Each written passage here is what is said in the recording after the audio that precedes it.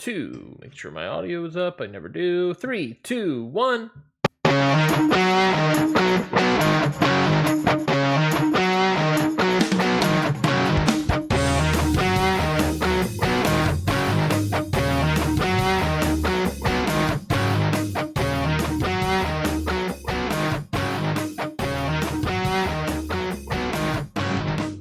Hello, everybody, and welcome to Ring Post Radio, the only show that talks about everything that's happening in the world of professional wrestling at Sunday 9 in the morning. It's an early morning Sunday show. It's like Sunday morning slam, but there's a severe lack of bears and dancing, and Brian Danielson on commentary going crazy. So it's just that's what it is, I guess. I'm Ryan Knightsey.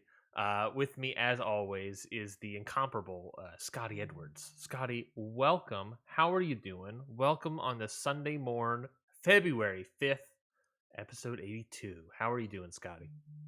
Just dandy. Here we are. I have no idea what we're going to talk about because I already forget. So shout out to me. I don't know. It's been, wrestling's been quiet in a good way lately. We don't have any like stupidly big, bad, terrifying story like you WWE to freak out about.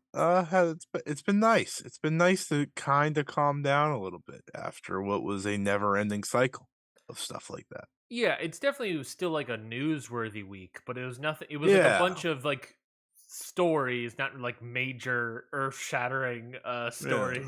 Which I guess, if we know, according to Nick Khan, there'll be more earth-shattering stories in about 3 months. So, we'll get there. yeah.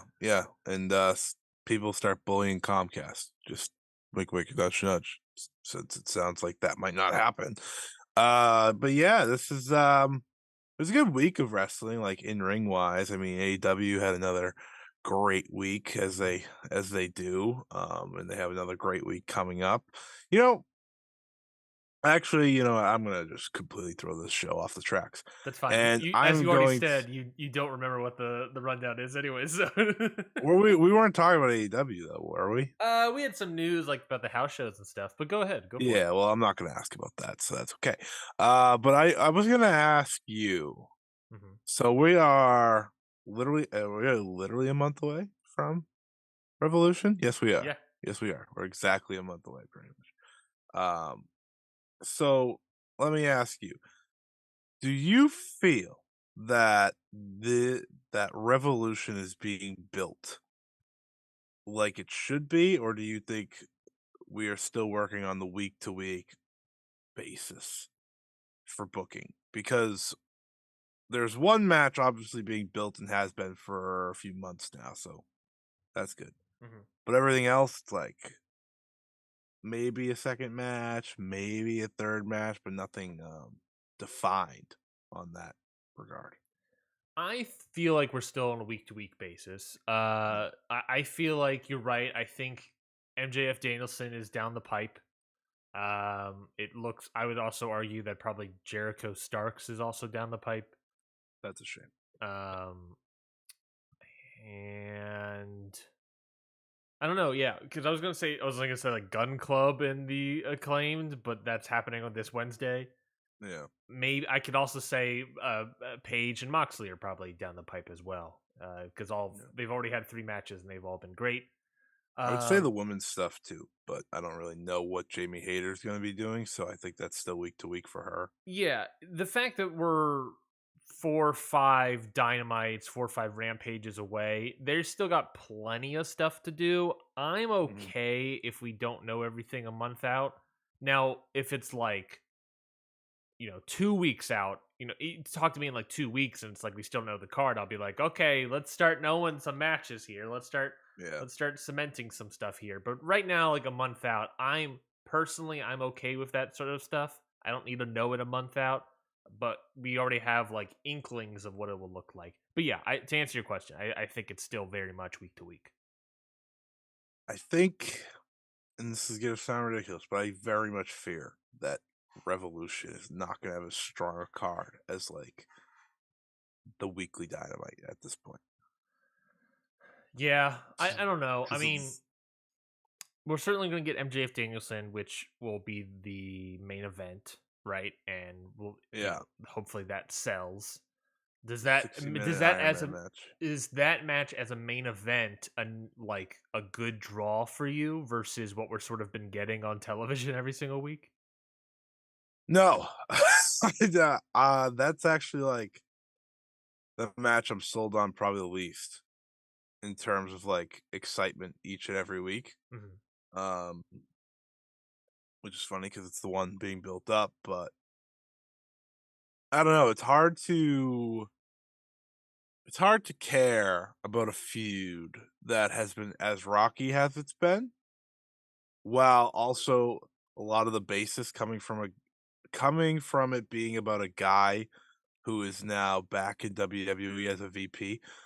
So I think that's pretty funny. But but I will say that MJF actually having the physical and having to wrestle now, I think that's where it could start to heat up because that's part of my problem with all this MJF stuff is like, oh yeah, let me put through every single one of my opponents through the ringer, but I never have to do anything about Yeah, it.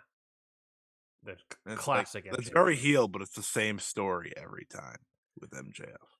Yeah, I If do think it's a slightly different variation on it. Of like instead of it being like an active gauntlet, it's just sort of like, well, he has to win the matches anyways. It's not like he's doing something. He actively needs to sure, get a better record. So it's like there's a slight variation, but it's ultimately the same sort of story that they've been doing.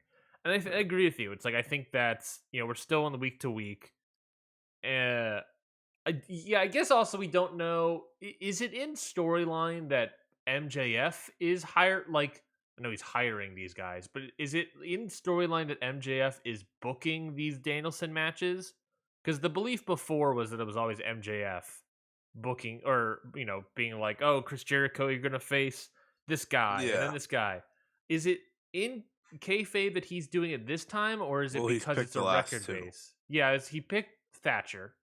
I Yeah, know.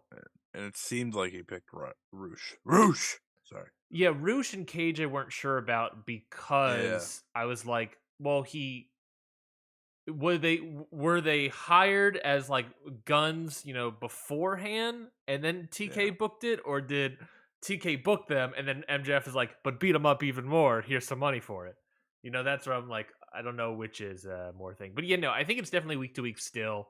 Um, if I'm not mistaken, I believe Danielson had to like win every match up until the Yeah, Roosh match. yeah, that's the last one. The So Roosh. he just has to The win the Roosh Roosh is the match, last one. which they're definitely teasing with him versus Roosh, and then Takeshita versus MJF and an eliminator. It's like, I hey, if will if he doesn't get this, then Takeshita's in the pay per view.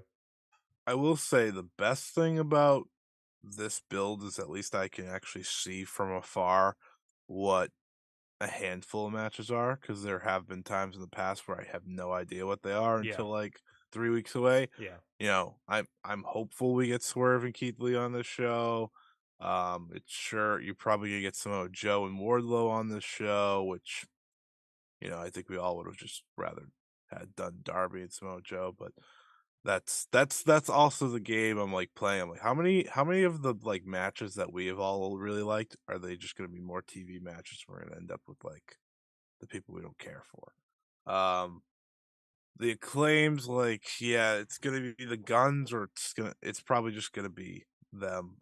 Because I think a lot of people are starting to think that the guns actually win the belts. yeah. Uh, but we'll wait and see. I just wanted to ask that question because I think they're doing a better overall job at setting up matches ahead of time, but we are definitely still on a week to week like Yeah. feud type stuff. Which, If like I that said, makes how do you feel about? Are you okay with it still being week to week? Do you want to know more about the pay per view, or because I feel personally, like I said, I feel like I'm okay with it still being week to week.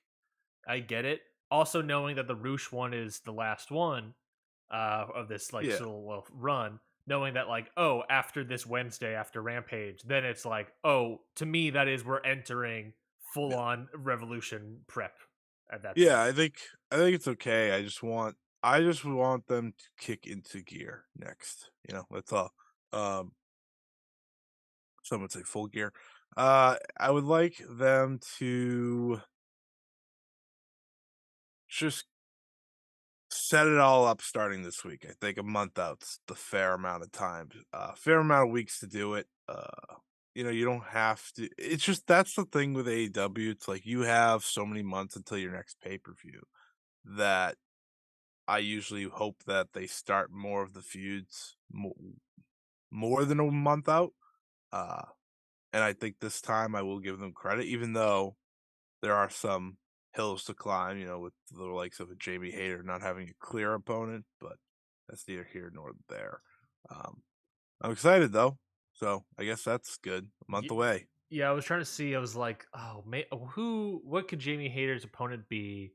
I could see it being like a Tony Storm again if they want to tie that in again. If That's they, okay. and then I was also just like, well, they've been really pushing this sort of like AJW esque Emi Sakura and everything of Jamie Hayter bringing that up. And I was like, Hasha Kong just got announced for stuff yesterday. Let me see. And I was like, oh, end of March, beginning of April. Never mind. I mean, she still could, yeah, but I I doubt. I I mean, I fear it'll be that'd be Soraya. fantastic. What's that? I fear it will be Soraya. I don't know if it would be Soraya yet. I don't feel like. It doesn't need to be Soraya at all Yeah, on pay per view. sure. I think it will be eventually, but I think that's a big like TV main event you could do. Hmm. Um, who knows? Who knows? I guess the good thing is we're sitting here and there's anticipation. This isn't to say I haven't enjoyed the many, many weeks of Dynamite, by the way. I No, yeah. just was I think as a freakazoid, I feel like Dynamite has been phenomenal since basically yeah, the I mean beginning of the you're year. getting like unbelievable top tier matches each and every week. Yeah, Um at minimum some a of them three and a telling a half great star. story. Yeah, some are telling a great story like Hangman and Mox. Hmm. Others like Darby and Joe or pretty much anything Darby's been doing have just been great and part of a story as well. The only problem I have is I am upset that Darby kind of just now gets kicked to the side heading into the pay per view, but whatevs. Yeah, I from the beginning I didn't say anything about it, but I was thinking this entire time that I was like, I think Darby's TNT title reign is just because he's going to Noah, and it's the classic. Let's put a title on the guy to put him in new audiences. Sure seems that way. And I was like, oh. And then Wardlow came back, and I was like, ah, so we did just put a big old pause and the thing, Yeah. which Don't have the king of television lose. I'll just say that. Just say that. I I was also love King thinking of about King of Television. Television. I was watching Sapporo, New Beginning Sapporo. I was like, man, obviously I would love Brian Danielson versus Zack Sabre Jr. Forbidden Door. I totally feel like that's the match you do. But damn, if you don't necessarily have the King of Television versus the New Japan TV title holder, I don't know what we're doing here. I I feel agree. like that's the match, right? It feels like they're telling you have to do it. It'd be an interesting matchup. Samoa But I Joe guess we can versus get Zack Sabre Jr. Would still pretty really good, I think. yeah, I definitely wouldn't say it would be bad. Not as good as Brian, but I'll take Samoa. I'll take Samoa. That means Brian might have a better match. That's So true. Or you save that match for like a G1 opener. I don't think Danielson's ever gonna enter the G1. I think we all have to accept that. But I'm gonna dream. But yeah, we got a bunch of news we'll get to. Obviously, we're gonna talk about New Japan beginning in Sapporo, Stardom Supreme Fight. A bunch of little news items up and down this week. Let's start off, of course, with the passing of Lanny Poffo. He passed away. It was broken by Hacksaw Jim Duggan. The former WWE star Lanny Poffo passed away at 68 years old. Obviously, reported on Thursday that he passed away. The genius Lanny Poffo, brother of Macho Man Randy Savage. What are your? Do you have any memories about leaping Lanny Poffo? my main memory is him inducting uh Randy Savage into the Hall of Fame. That's about all I really have. But I remember him doing a great job. He told like a poem or something. And yeah, I mean it's sad. Obviously, 68's still pretty up. He it definitely seems. I haven't read much about it. I just saw it and kind of move forward because I didn't have as much of a connection to him. But uh, he always seemed to be a classy fella anytime that someone brought him up or he was on TV. I know he did New Japan commentary once upon a time, which is Yes. like bad, but also great in its own way. That is my memory of Lanny Poffo, is him in 2018 doing New Japan commentary. This guy out of nowhere, for I don't know why or what reason, just basically shows up on a tour. Uh and he's so bad at commentary. He's so bad at it.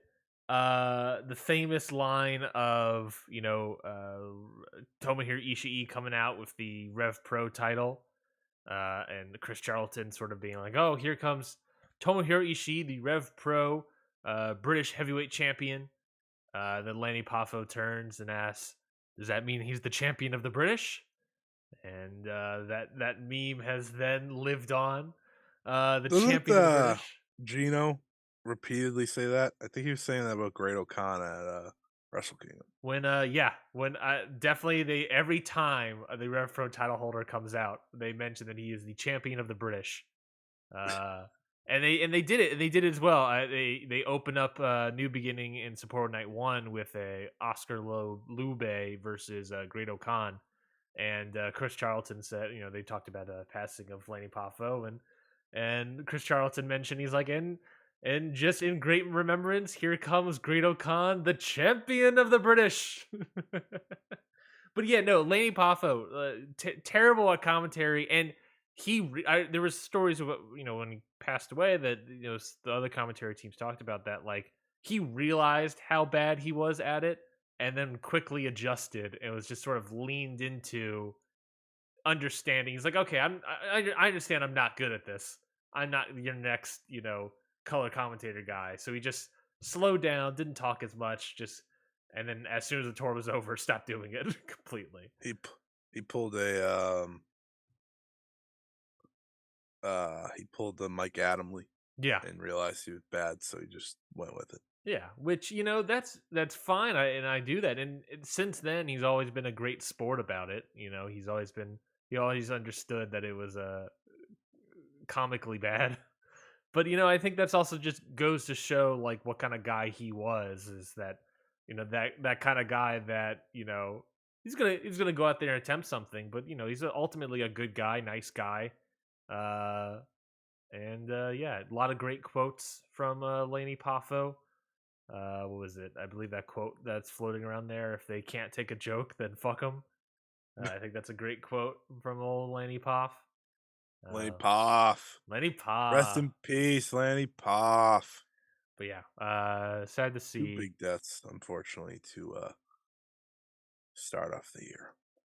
Yeah, sad to see the passing of Lanny Poffo.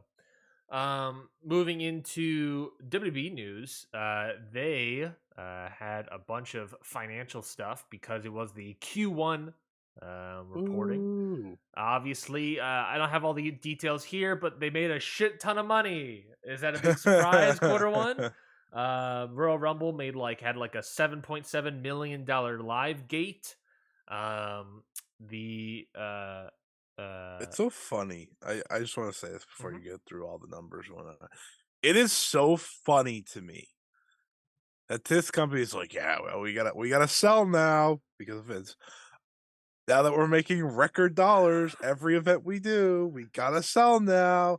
Every show is a like highest grossing show in our history of this town, and but you know what? We gotta sell. It's like, Yeah. what the like, I understand why they're selling. It's because Vince McMahon's a egomaniac, but holy shit, does it not make any sense? That's a great point. I like, why sell the company when you're constantly making record profits? And granted, those record profits are totally based off the TV deal. Maybe they're guessing they won't be getting as good of a TV deal. Like maybe Yeah, That's what Fox is done. Yeah, maybe that's what they think, and they're like, "Okay, let's just cash out when we can before these TV deals are up." And slash or package Makes everything sense. together, TV deals, streaming rights, all this other stuff, package it all together and then sell the company and do all that stuff at the same time. They're gonna get a healthy deal no matter what. I'm not really too worried about them. But it's just so funny because every like Royal Rumble. Oh, this is the biggest Royal Rumble gate of all time. Elimination Chamber, biggest gate of all time. WrestleMania is looking like it's gonna be the biggest. I'm like, what the hell? You guys sound like idiots. The most watched PLE of all time. It's like, yeah, no wonder. It's on Peacock, and we don't actually know the actual numbers of Peacock stuff, but we do know that Peacock had double the amount of subscribers that it did last year. So I'm Yeah. sure more people watched it. And the Royal Rumble's just like I think that's the I meant to talk about this. I think that's like one of the only WWE shows that people be like, "Oh, I remember the Royal Rumble. I'll toss this on." Hmm. Just to see what's going on. It'll be that at WrestleMania that will probably do that. So Yeah. Oh, 100%. But yeah, no. A bunch of news numbers and whatnot. Yes, you're the one. I I see. just wanted to I like to think about this because I think it's funny as hell. Can you imagine having Peacock for non-WWE reasons? You don't watch WWE at all, just some of the shit that pops up from this company on there on like the front page when you're like, "Oh, let me go watch The Office." And it's like Braun Breaker and JC Jane that's just popped up in your face, and you're like, "Well, who the hell are these clowns?" Yeah. I Yeah, just the I get non a laugh wrestling out of that. fan. Yeah. It's like, I'm just trying to hear to watch The Office, which is, of course, the only show that people watch on Peacock, probably. I'm trying to name it. Is the Friends on there? That's probably on I there, right? don't think so. Uh, Peacock has, like, nothing. He has Yellowstone, I think that's popular no, amongst Yellowstone's Paramount, I believe. it's on both. Really? Yeah.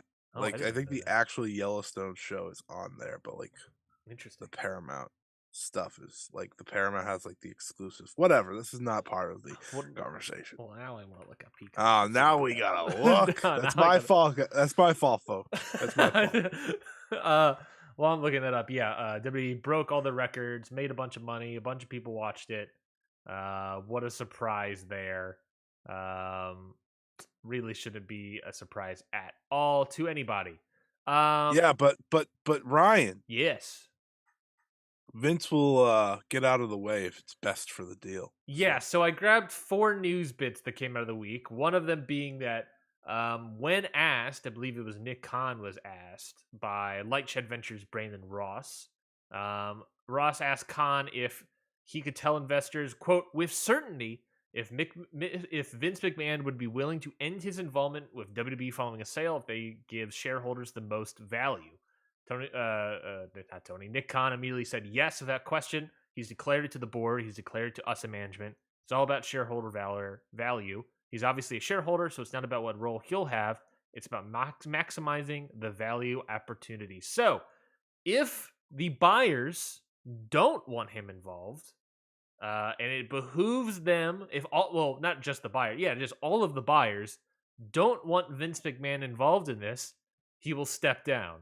Now, it's weird to have Vince McMahon say that, or weird to have that news break um after Vince McMahon just forcibly reinserted himself into this company, thinking and believing and somewhat assuming and telling the shareholders that the only way they can sell this company is by having Vince involved, because that's the reason stated for having him come back into the board is to help uh facilitate a sale. But he is saying, well, I guess to be fair, his job is to help facilitate a sale. If the sale requires him to step down, then he'll step down again, uh, which would yeah. be dumb and stupid.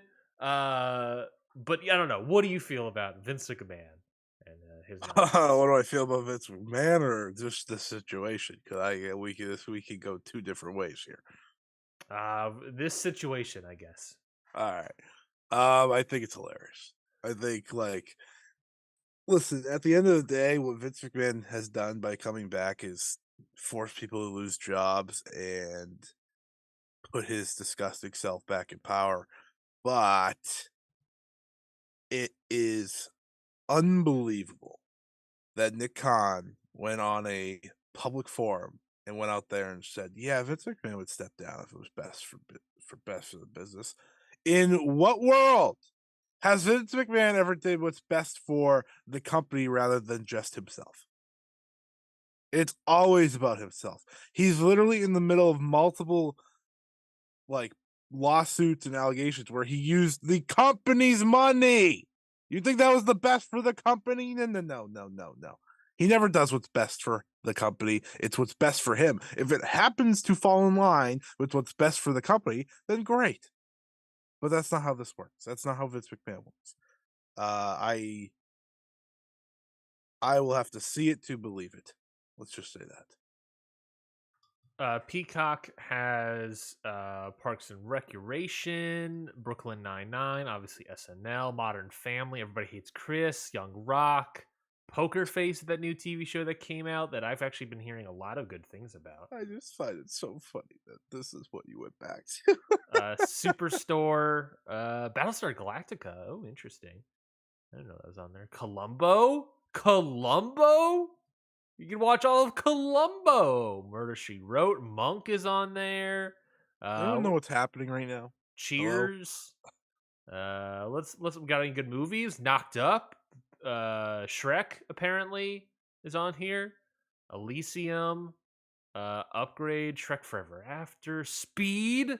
Zero Dark 30. All right, here we go. Let's get some good movies out of here. I, Robot. All right, not as good. Tar, the Oscar-nominated movie for this year. I have bigger news for you Okay, than any of this. Bigger than Tar? Yeah. Do you know at the WWE house show that they did another Pitch Black match? Huh? Wait. At the house show? At the Road to WrestleMania Super Show in Columbus, Georgia. You missed it. You could have went.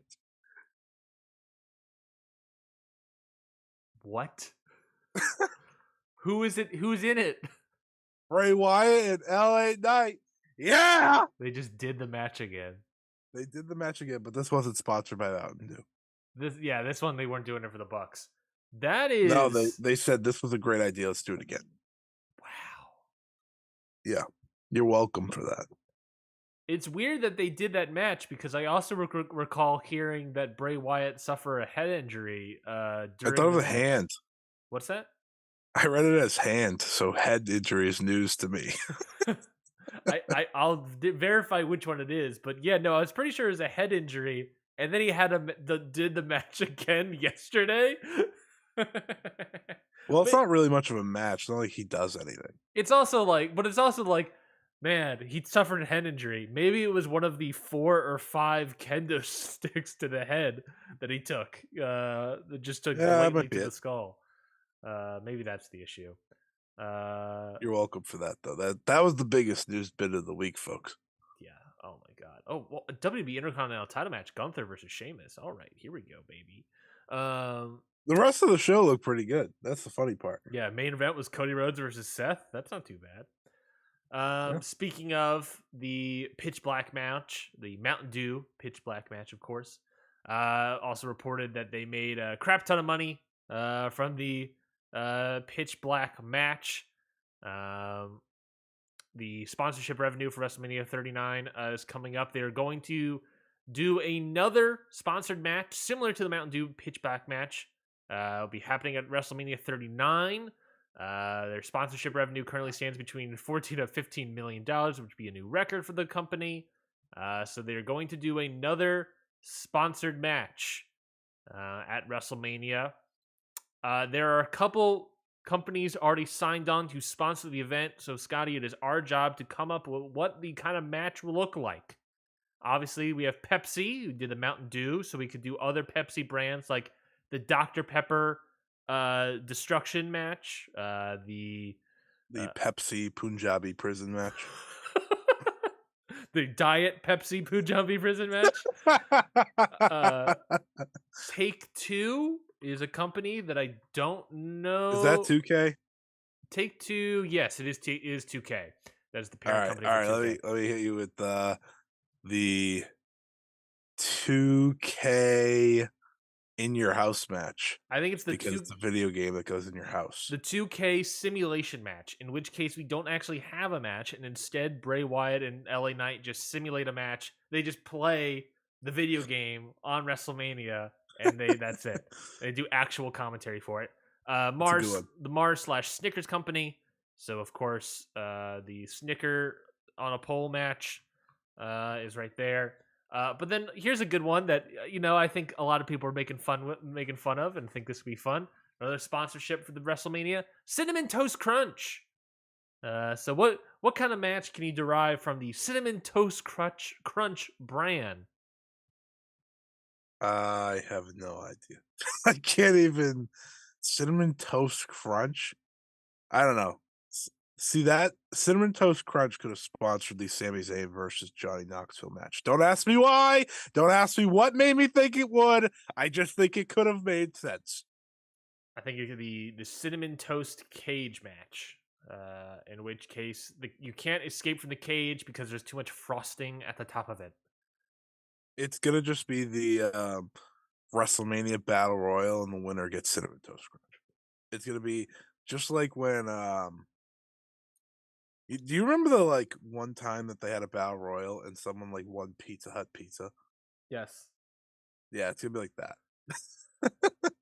When I can't believe that how they're gonna have the return of Big E is having him return, win a battle royal at WrestleMania, and eat a bunch of cinnamon toast crunch out of a bowl. You could probably make it entertaining at least. You could. They I sh- said he could, not anyone. I think Oh. he could. I thought you said you. I was like, yeah, you could make it No, I entertaining. couldn't make it entertaining. I can't even. I'm falling asleep thinking about it over here. Talking about Vince McMahon, Triple H on It's the whipped. Q4 earnings call was asked about what is it like having Vince McMahon back around, instead of asking what it's like with him leaving or knowing anything about him leaving, all this stuff. They asked about how's it been with him back. Triple H said, well, that's made a point saying that it's been great to have Mick McMahon back. He's excited about how much fun he's had fun as the chief content officer, and having Vince around has been great. I'll tell you this: it has allowed me to speak for our entire creative team. But we're standing on the shoulders of giants. So having him back and involved, even at just the board level, comes with incredible insight. He is a You feel like tremendous asset to this company. This is the best time of the year. We've kicked off the road to WrestleMania, yada yada yada yada. So yeah, I'll Vince being translate. back is great for the company, says Triple H. I'll translate for everyone. Yeah, it's great that the guy that my wife hates and I is back, so that I don't have to deal with my wife at work every day. Um, Man, this is so bad. Like, dude, you're gonna get your job taken away within like months. We all are very prepared for this. Yet you're like, oh, it's so great that he's back because what else is he gonna say? This man and his wife were set to take over the company at one point in time, maybe 3 years ago, at minimum 2-3 years ago. Maybe even like last year, like sometime last year or whatever. It wasn't really till like the summer until things started exploding. No, it was maybe the year before that. So yeah, 2 years ago. I would say before AEW ran them over Yeah, before with NXT. NXT. Yeah, before all that stuff. Yeah, certainly. And now his wife is out of the company. Which, to be fair, I've heard some arguments that like maybe it was a good idea to have her out of the company, only because she leaves and then they have them out and do Pitch Black match and have all these sponsorships, and they're trying to put stuff, like get more sponsorships, have stuff on the mats and turnbuckles and stuff, looking like a Halloween Havoc Slim Jim commercial. um so I've seen people say like, well, we didn't do that under Stephanie. Now she's out and now we're doing it and they're making more money, so maybe that's a good idea. But the sanctity of the ring is going to be slapped happy with Well, advertising, which New Japan and CMLL yeah, and AAA, and they all do it yeah. anyways. So why not? I think ads are okay. If if you put them on the, I like. I mean, AEW technically has done it as well. Yeah, well, they have ads all the time. It's just like one. It's just like DraftKings at all times, 70 different ways. Was it? Oh, But didn't they have it for like Rick and Morty or House of the Dragon? Didn't they have stuff on the turnbuckles and stuff? House of the Dragon, yeah. I thought Rick and Morty, everyone just wore a mask. I feel like like I in the remember crowd. the turnbuckles having like the green Oh, portal and maybe, stuff. maybe. I Or think the, ads are okay actually. I This is such a weird like topic that people talk about. Like they've talked about in sports with like jerseys and how you put like a little sponsor here and is that going to ruin the jersey? I think with sponsors, if you can make it look right and not just toss a bunch of shit on things, then it's okay. And like I like how a New Japan ring looks because of the ads, if that makes sense, because it just adds to. Obviously, they have the blue mat and stuff, so yeah. that's nice too. But I think things like that just kind of it adds a little bit of importance to what you're watching, or not what you're watching, but what this company is. It's Hmm. like, hey, we actually are like doing stuff, and people actually want to be part of this. It's just like a little nod to that. I think it's okay. Yeah. I'm okay with it. It's gonna look weird. That transition's gonna be weird, but I guess it's ultimately fine. They're making money, so who gives a shit? But like we talked about, they're making all this money and selling out and doing all this stuff. Speaking about selling out, Nick Khan went on CNBC's Squawk Box to talk about his Thursday's earning call, and was asked specifically about how quickly they think a deal and a sell could be happening. Nick Khan immediately responded with "quick," saying might be done within 3 months. That Oh they think boy. they're going to sell the company. And then the co-host of Squawk Box, David Faber, told Khan that he has heard, quote, probably not at this point in regards to NBC Universal buying WWE. Now again, CNBC's own, obviously, but NBC, their parent company. So seemingly he would know more about that side, I guess. So maybe it's not NBC Universal, but they're trying to close as quickly within 3 months. But by the end of basically the next quarter.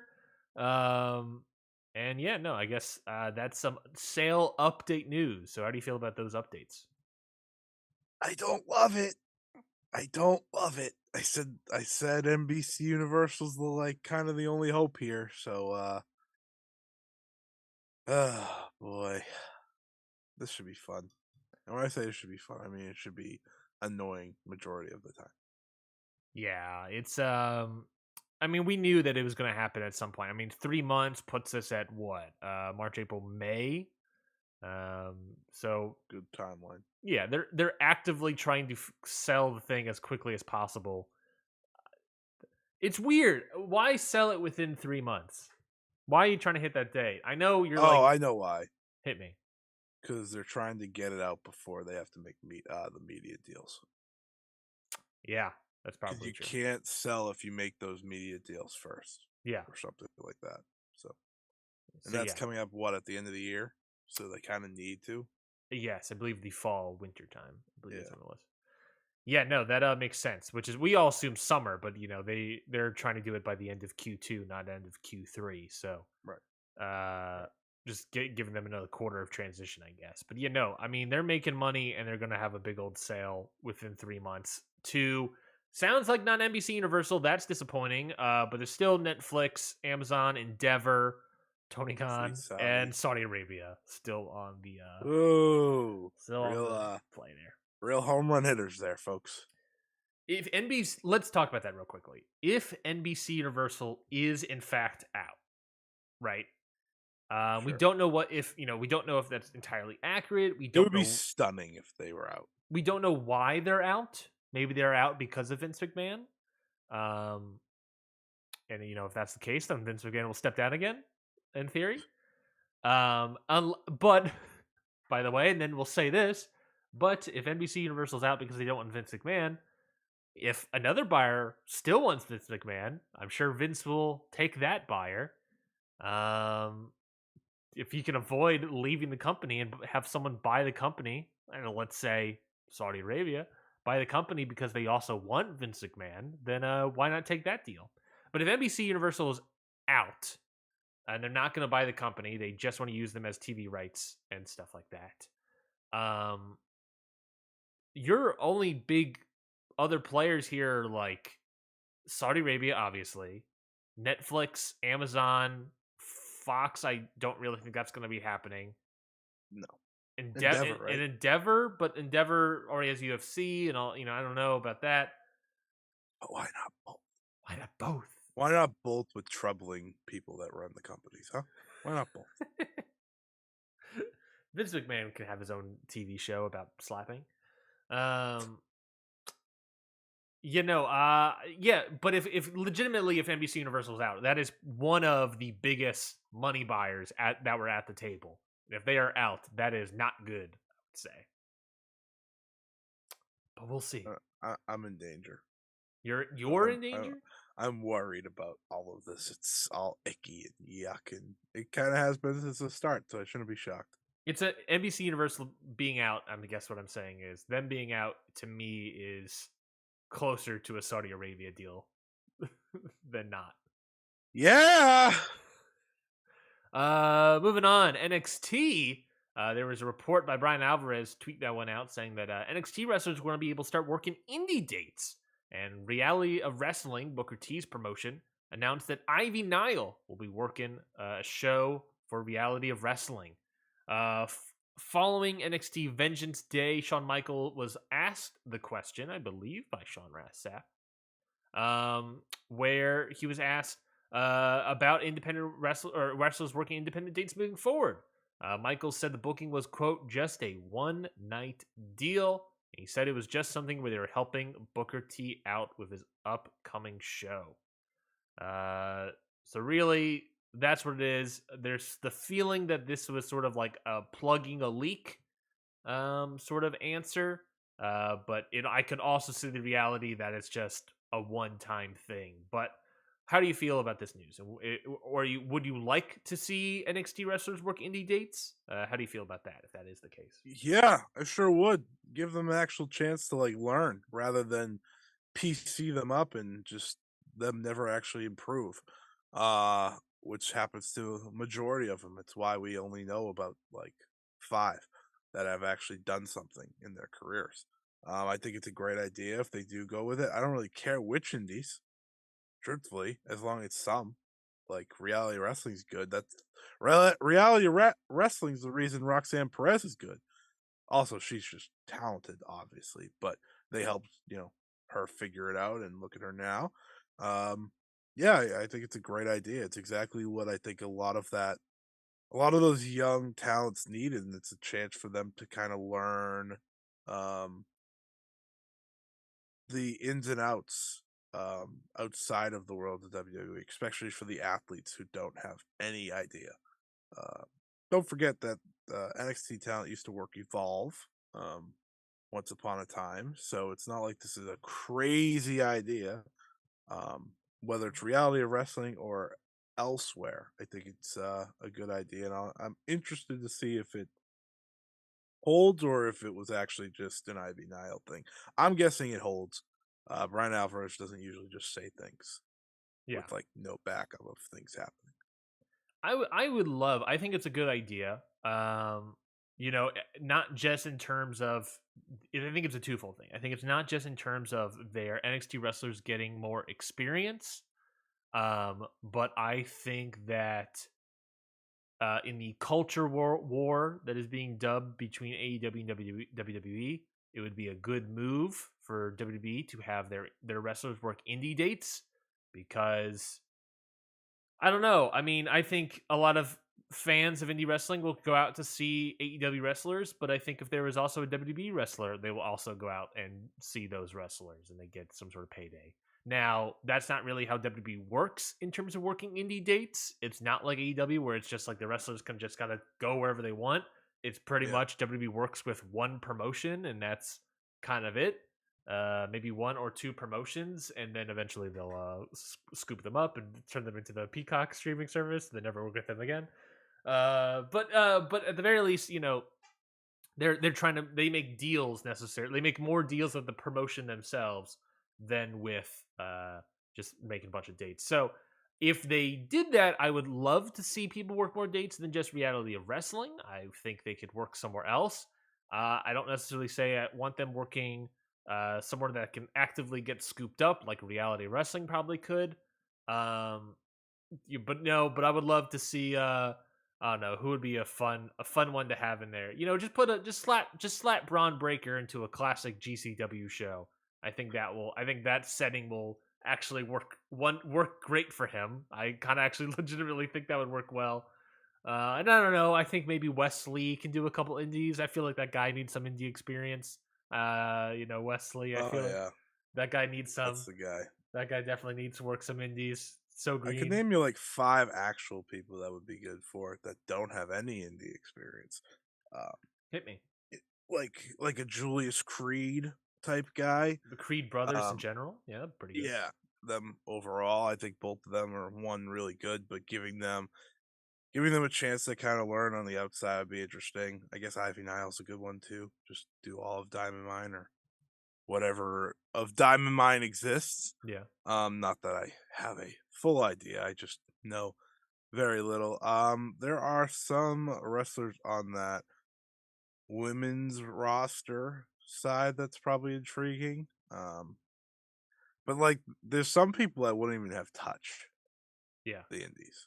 Like Tiffany Stratton, you ain't having her touch the indies because she's actually showing that she's actually good without that. Hmm. Um, anyone, I think you just look more towards the athletes that have come in and don't know a lot about wrestling because I think that's the best way for them to. There's a bug and it's gonna bother the shit out of me. Uh, and I think it's the athletes. the people that are wholly PC trained. Yeah, yeah, yeah. I mean, you could also give people like a few of the like bigger indie names that are still down there. Like, I mean, if you toss Tyler Bate on a show to go along with the not so skilled people, that might intrigue. That might be a win-win for everyone because then the whatever the indie promotion is that's having these people on the show, they get to have a big seller or a big part or big name on their show while also having like these undercard people that maybe if unless you watch NXT Weekly or NXT Level Up, you have no idea who they are. I'm just looking at the NXT roster page to try to come up with some names, and I think I think you're right. I think there are some legitimate people that could be pretty good. Zion Dragon Lee, that's who. Dragon Lee, that guy needs indie dates. Zion Quinn, I think is an interesting one. He Uh, stinks. Soul Ruka, that She's good. a lot of people like her. Well, That's not, Zion Quinn stinks, but get him some indie experience. Maybe he's a little bit better. I think he's been in the PC for like 5 or 6 years. Oh yeah, I think he just stinks. Ruka could be good because I think that she is becoming a star early. So get her more experience fast. I think is a good Yeah, idea. Um, Lash Legend also sort of stinks, but I do think that she could work well in reality of wrestling. I've Uh, never seen Lash Legend actually wrestle except for that one match with Saray, which was like her first. So Odyssey Jones, I think you could do that. That's a solid spot. Thea Hale from Chase U, of course. Get her some yeah, more she's. experience. It's I just a lot of learned the the other day she's like 19. yeah, she's super young. Um, there's just a lot of people that are on this list. The Creed brothers, like you said, I think are a good one as well. People that are, athletes turn wrestlers or whoever that just actively need more experience. Which I the irony there of they're not getting enough of it from the PC. So let's work some indies, I guess. Damon Kemp or whatever. I'm just looking over the list. Yeah, no, there's some. I think that's a good point. Is like finding people that are like they just need the more experience faster. So working actual dates in front of crowds will just be more better things for them because that's what they need. And also going I'll to reality wrestling or going to an indie could work because let's say you're on NXT now and what you're doing isn't really working. You can go over to an indie where not as many people are watching and try to figure something out Yeah. and do That's something something different. they did with the Street Profits, I remember. Hmm. They would send them to I think it was Evolve. And Yeah, it worked out. I think they actually won the tag team titles, if I'm not mistaken. I They did. believe yes. I want to say that was correct. They defeated the Doom Patrol, Chris Dickinson and Jaka. Whew. And then they lost them to Eddie Kingston and Joe Gacy. Yeah, yeah. That Whoa! they were in the same faction. The un something, the undisturbed, unrequited, unrequested. Unwanted? The Unwanted? That feels right. Yeah, it is. Yeah, there you go. It was because it was Good Eddie job. Kingston, Joe Gacy. Um. I have the whole role here if you Oh, would like it. hit me. Oh God. Sean Maluda, Yes, Sean. I was going to say a guy that was in the Cruiserweight Classic that never got it. Natalia Markova, She was a late addition, and then Colby, I believe she Colby, joined, and then Evolve closed their doors. Colby Carino, and Yeah. Shane Strickland. Shane Strickland, yes, Colby Carino was in it for sure. Shane, I think, was like right in there, and then he got signed up by NXT and then scooped up. I'm gonna say for people who don't know, Shane Strickland is Swerve. Who? Yes. I mean, he was House in there. I think he was like the leader, and then he like got signed, and he was wanted, not unwanted anymore. So it kind of destroyed his gimmick. So unwanted at like 24 or whatever he was at the time because he's still very young. So yeah. clearly, yeah. Uh, Anyways, we can other move along. other news: AEW is considering starting streaming service, likely through Warner Brothers Discovery. So according to a Bloomberg article, which was a fascinating article of a fascinating cover, the They had comp. something like terribly wrong in that article. What do you recall? What it was? Uh, it, I have to find it. Was it You about could was continue. it the section about kayfabe dialogue? The work shoot promo? No, there was something like you could go and Yeah, I well, you look don't that have. up. I'll say that Uh, according to the Bloomberg article, that the company AEW is quote considering starting a streaming service, and notes that a potential deal could involve a broadcast partner. AEW is also considering starting a streaming service, likely through a deal with its broadcast partner Warner Brothers Discovery, according to a person familiar with management's thinking, who asked not to be named. So everyone just assumes it's DK. oh, I found it. Oh, hit me. Sean Rossap pointed out that the Bloomberg article said that the AEW video game was coming out this month. Oh, yeah. And people started aggregating all these things, and they're like, "Yeah, you might want to like double check your facts on some of these things." I forgot there was an AEW video game, by the way, Yeah, until like the other day. I feel like that article, that line in the article was written before the game got super delayed again. I Would don't be think my the guess. game's ever gonna happen, but Cody's gonna be in 2 games this year, so I Yeah, guess we all win. that's gonna be fantastic. But yeah, so they're considering doing a streaming service, according to a person familiar with management's thinking. Um, Trying to do it with Warner Brothers Discovery. So people are talking about what that could be. That doesn't sound, that's different dialogue than saying, "Oh, we're going to join a HBO Max." That is, we're going to Yeah. do our own thing through a broadcast partner, which WBD. What that is, I don't know. My best guess to me sort of sounds like, you know, converting BR Live into a streamer for AEW, and maybe roping Ring of Honor into that. I don't know. There's no talk about Ring of Honor with that. It's just AEW. But what do you think about a potential streamer that will come out of AEW with WBD's involvement?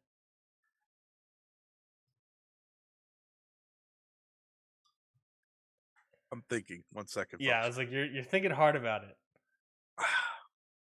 uh, I think a streaming service is obviously good because there's still no way to watch old pay per views, right? Like that's one of the big things. Like, Unless you purchased it previously. yeah, of course. But I think with a streaming service, there's a intriguing ability to add the say fight TV versions of shows to that after the fact, whether it be months down the line or so on, which for those who don't know, and I think Voices of Wrestling had a good article about this week. The best way to watch AEW TV is not here in the United States. You know that little picture in picture you get all the time? Yeah, that doesn't exist everywhere else. DAZN, Fight, I know they're on DAZN now, which I think is also intriguing when talking about this possible streaming idea. I know they're buddy with HBO right now, so they're probably gonna give them first dibs, but don't count out DAZN either because they're buddy with them in like every other big country. Um, But my point is that you can watch AEW shows without commercials on all these services. And AEW without commercials is a blessing when you're seeing, you know, almost like match of the year contenders some weeks, and you're watching just these outstanding matches that if you're an AEW fan, you probably give a shit about watching in full. Um, so I do think that could be an interesting twist on it too, is that adding those versions to a network is intriguing to me, along with pay-per-views and custom content maybe, like, you could put Being the Elite on there. Not full time, you probably wanna leave that on YouTube too, but you could put Being the Elite episodes on there. I always I if they can sell it to the point where they could just sell stuff like they did Peacock to HBO Max, you do that instead because I'm sure there's more money to be made. But if they're interested in turning BR Live into AEW uh streamer, then I think that's a win for everyone all around. I don't want there to be an AEW streaming service and a Ring of Honor streaming service. Yeah, That can't be happening. yeah. The full on separation. Yeah. Which I know like people, we all have to freak out and act like when we were doing the Ring of Honor stuff on TV, I know we have to freak out like that was ruining shows for some reason. Um But I liked when Ring of Honor was on TV. I thought it was an okay ad. I didn't think it was like ruining the TV. And oh my God, there's so many titles on this show as if we don't work with a million companies. Why would there not be a million titles on this show? But I do not want two networks. That is my number one thing. If you get a network, you need to toss Ring of Honor into that as well. And just put it all in one. You can call it, I don't know, Tony Khan Club. You can call it whatever you want. Tony Khan's own properties club. Congratulations. Yeah, I think the interesting thing to me is the doing it with Warner Media. I think is an interesting point. They don't have to. They don't have to do it with Warner Brothers Discovery. They could just expand Honor Club. They can just build their own, build their own service.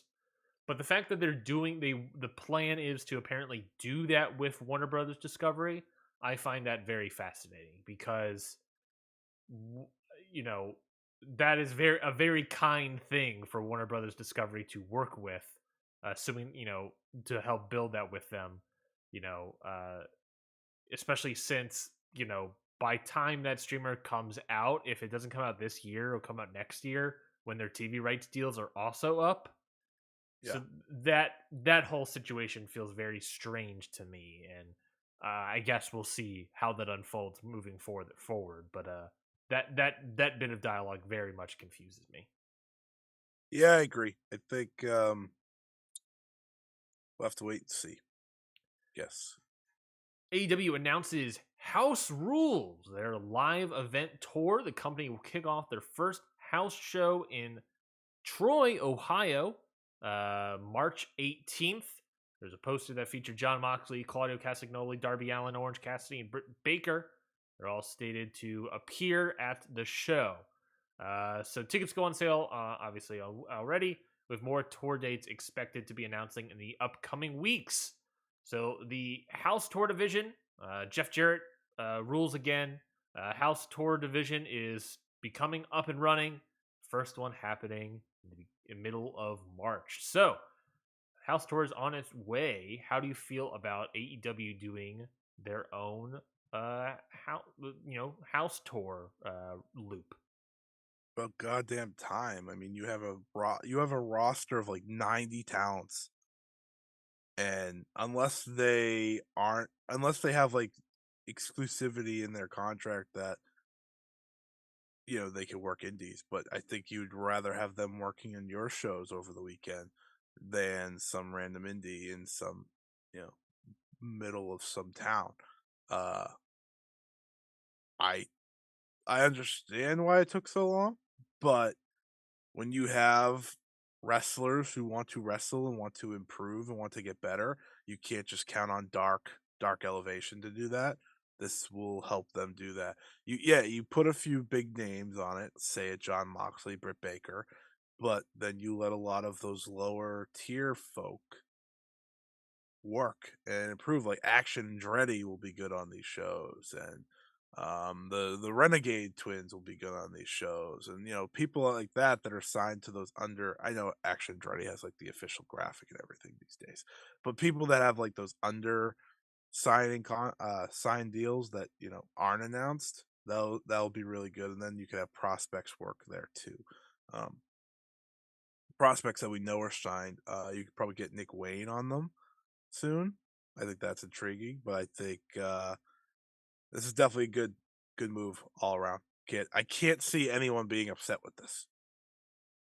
No, I think it's a great idea. I think it can help people get more experience in terms of wrestlers, but I think another huge aspect to it is um, AEW has basically worked a lot of big cities around the areas of America, but this gives them a chance to work smaller cities and Yeah, build up an audience in the smaller towns to eventually have them go out to the bigger towns, buy tickets to Dynamite or Rampage, and have them go see that, or run more pay-per-views in less Chicago towns.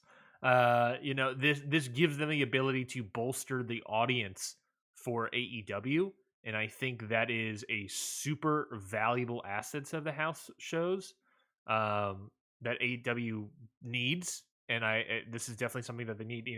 They've shown that they can have a good product that establishes an audience, but now it's time to expand that audience, and house shows are something where they can totally do that. In terms of ticket sales, and obviously we've seen the past year or so that the ticket sales have started to wane slightly. So I think this is something that you can do. You make more money, but also you'll ideally what you're doing is this is a loss leader. You might make money, you might lose a little money, but at the end of the day, if this is bringing more people to your television tapings, then perfect. This is what you need. yeah, I agree. Totally agree. I think everyone should be excited right now, um, because AEW is making the necessary moves in a lot of ways. Did this is totally off topic.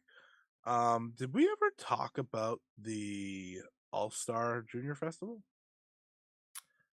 We did not. I forgot we didn't talk about it last time when it got fully announced, but Oh, they have been announcing people all yeah, I was just week. saying we just got a bunch of new names, so I think we should talk about it. Do we? Is there a list somewhere that has I all of have the it. names? I Okay, have it right here. perfect. Because I was like, I have.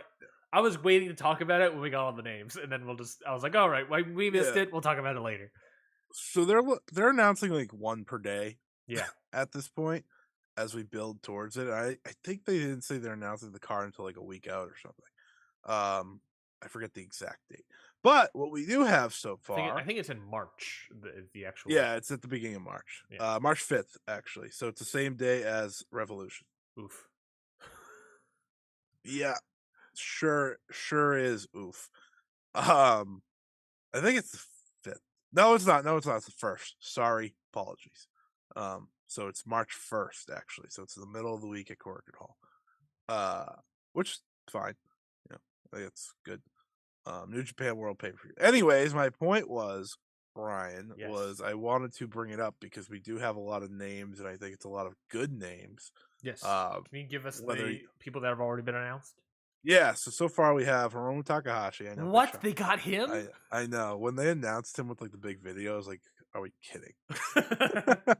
El Desperado, Oh, free Taiji agent. Shimo- Taiji Ishimori, All right. Amakusa from Pro Wrestling Noah, Good get. Yeah. uh, Dragon Gate's Dragon Kid. That's a pretty good one. That's a good one. Musashi of Michinoku Pro, Sure. Atsuki Aoyagi. God, Jesus, from All Japan. He's phenomenal. Mhm. He's one of my favorite juniors. Yuki Ueno, who is from DDT. Yeah. He's pretty notable. This guy named Billy Ken Kid from Osaka. Sure. Volador Jr. just got announced All from right. Are CMLL. we gonna announce And Rocky? Right now, we got El Lindemann as well, so that's so far what we have. Good crew, Good crew so obviously. far. There isn't really any bad ones. Musashi's also very good from what I've seen of him.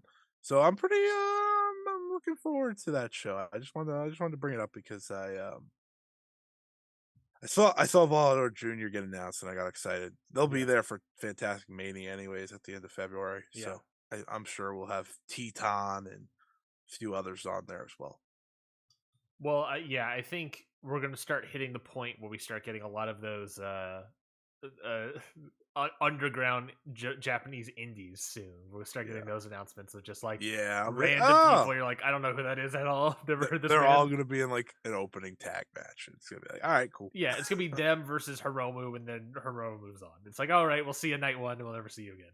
Uh, yeah, no, yeah, no, I think that's interesting. That's some good names so far. How many people were in this tournament? It's not a tournament, it's just a show. I thought it was a whole. I thought it was a whole ass tournament. What do I keep No, thinking? it's just a, super show for juniors. Oh, I wish it was a tournament. I kept thinking it was a tournament. Maybe it's because I was just thinking it was the That Super would've been J the Cup. longest night ever. They're gonna have so many wrestlers on this damn show. Yeah, I think I just assumed it was similar to the Super J Cup. I think that's actually what Oh, happened in okay. my brain.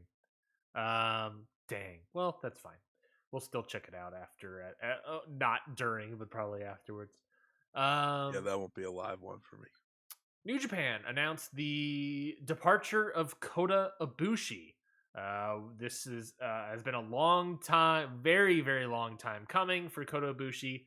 New Japan announced that with the conclusion of his contract period on January 31st, 2023, Kota Ibushi has departed New Japan Wrestling. Ibushi has been recovering from injury since October 2021. Ooh, long injury that one, apparently. We apologize to Ibushi's fans for the abrupt announcement and join them in wishing Ibushi for the very best in his future Abrupt endeavors. announcement. Yeah, if you were in the know, then this is Not very not abrupt. surprising whatsoever. The guy has been healthy, almost came back at one point. Uh, it's funny that they said he's been working an injury since October 2021 when they tried to bring him back for the New Japan Cup in 2022 and even I announced was him for it. I was gonna say, people forget I picked him to win the New Japan Cup, and I would have been right if he actually was in it, Yeah. but that's fine. So, but apparently, so they are telling their audience that he was injured for that announcement.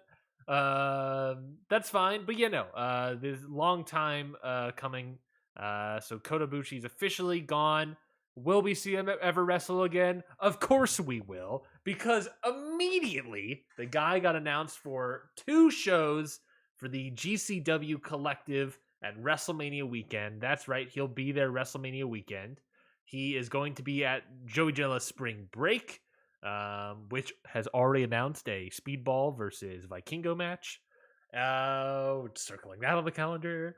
And he has also been announced for Bloodsport, where he'll be facing Speedball Mike Bailey. There's also Yeah. rumors that Risen is or whatever is trying to get him for a match against Manny Pacquiao. Um, and obviously, he is still having dialogue of wanting to open his own dojo slash promotion. So whether or not that happens, and then obviously there's discussion of him maybe going to still Noah. They still want to bring him in. Obviously, with Keiji Muto out, they need another big headliner, and Kota Unless Ibushi would be Kikuchi the right actually guy to went do that. there, then that's not happening. Yeah. AEW has also been dialogue. I mean, pretty much if you want any information, just find the Dark Puro Fusion Yeah, guy. This guy, what is this? Guy got Kota Ibushi on speed dial. This guy's got no new news every single day. What are we doing over pretty here? much. I'm already kinda, like, bored of the Coda stuff. I've been bored of the Coda stuff. Like, just go and wrestle, dude. Like, I don't Yeah, care about all this other stuff. I really don't. Like, I'm not saying because with Coda, it's like we understand you're a maniac. We understand you're kind of like out of your mind, and that's half of the draw for you. I get it. sure. But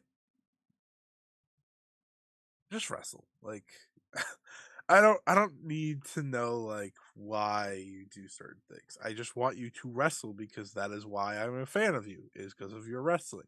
Yeah, Um him being on GCW shows is wild.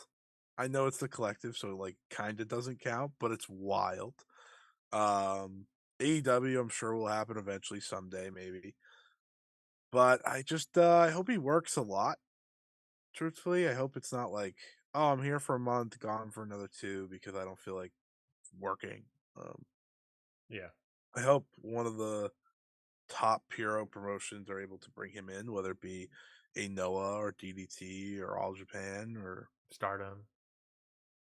no. Why not? Um, Why not? uh, I think Dragon Gate would be wild if they were able to get Kota Ibushi. Kota Ibushi seems like he doesn't care about the money of all this. He just seems like he wants to wrestle, so that's good.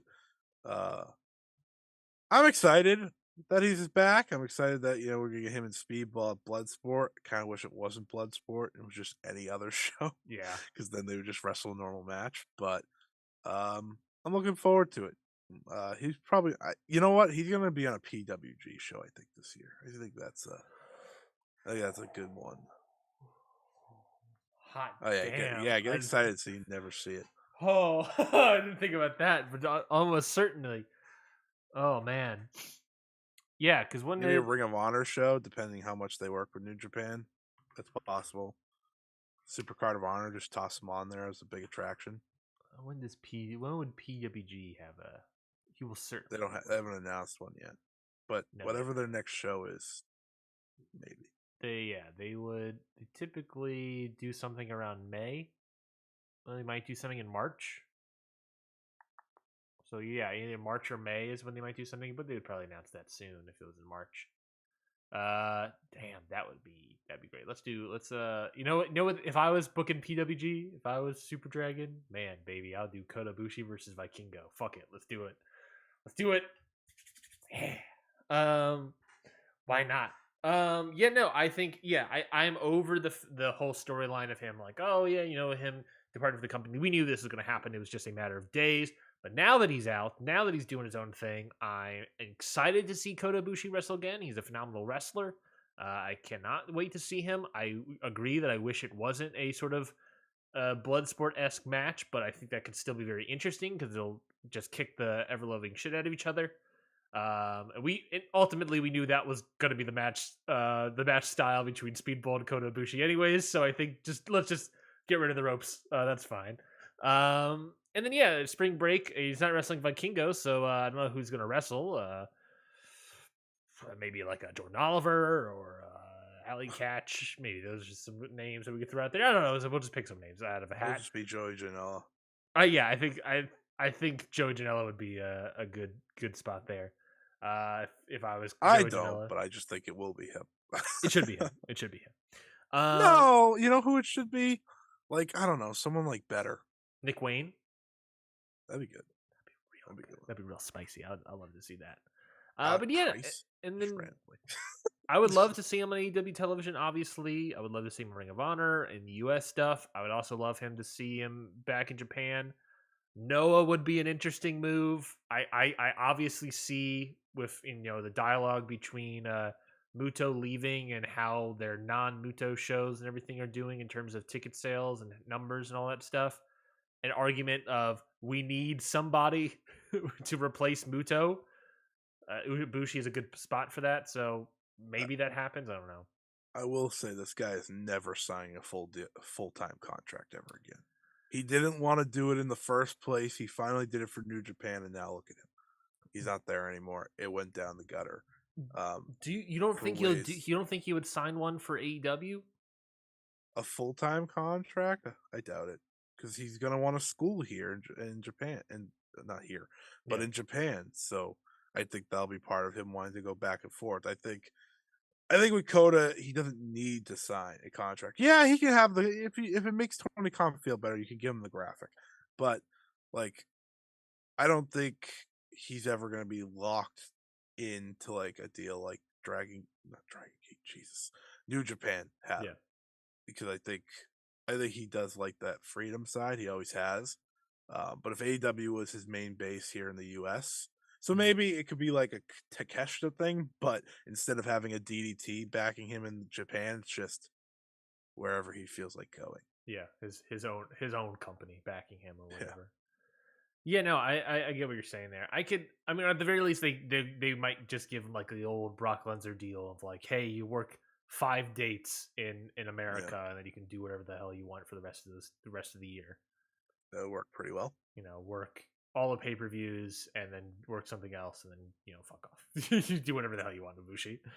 Yeah, Uh, I think that's a good one. yeah, I could see that totally happening. I agree. I don't think I mean, I never thought that if AEW signed Ibushi that he would be there weekly. I never Wouldn't thought, work. yeah, that wouldn't work anyways for someone like Ibushi. The problem is that I agree with what you're saying about in terms of like having him as Takeshita. I would say though that the problem of doing that is that Ibushi is not Takeshita. Takeshita could lose. Ibushi really can't. He really can't lose if he comes out in this company with this fan Yeah, base. I So don't know what if he's he's coming gonna in, do. he has to win a match. Well, yeah, no, I know that. I just meant like with the dueling contracts, like he's Yeah. Takeshi's a technically still a DDT Yes, I wrestler, see what you're saying. even if I disagree. Yes, I see what you're saying. I completely see Yeah, what you're saying now. yeah, not like booking wise. That's obviously Coda's going to be booked a lot differently, but you have the prospect of the Golden Lovers back in question and Coda versus whoever the hell you want. So Bandito. yeah, I get. We could go through the whole AEW roster. There's a lot of good matches. I understand him and Danielson, him and Bandito, him and Like Takeshita again. Ryan pulls up roster list. Here we Yeah, go. he's gonna start saying swerve and all these Swerve people. Strickland, AR Fox, do a match that you never thought possible. Ray Phoenix and Pentagon. Yeah. Pac. Pac and Kota Ibushi. Oh, I understand. There's a fat list here. I'll even say Adam Cole, Adam Page, Action Andretti. Let's get fancy with it. Action Andretti. I can't believe you just tossed his name. Why not? Andrade? Why I don't not? think Action Andretti's all that great, so that's why. Billy Gunn. Yeah, there we go. Now we're talking. I Daddy ass. honestly think this would be a fun match. Kota Ibushi versus Brandon Cutler. I honestly think that'd be very funny. Like You just want the legitimately. whole roster. Yeah, That's why what you're not? telling I me. just want to see him in this company. You just want to see Coda on a television screen. Kota versus Chris Jericho. That could actually be pretty interesting. Yeah, one way to take the heat off of him. Kota versus Darby. That someone would die. Kota versus Eddie Kingston. Kota versus Jeff Jarrett. Now we're talking. Now we're talking. Kota versus John Moxley. I don't recall if that ever happened. Versus Omega versus Takeshita versus Lee Moriarty. There's something about that seems interesting to me. Versus Matt Sydal. That'd be great. Versus any of the Jacksons individually, that'd be great. Orange Cassidy, of course. Pac, I already mentioned. Penta, I've already mentioned. Ray Phoenix, I've already mentioned. Ricky Starks, Roosh would be great. That would be fantastic. Samoa Joe, all these guys are. Let's just say Sting. Why not? Fuck it. Let's do Sting versus Kota Ibushi. Oh, he's literally reading the entire roster, folks.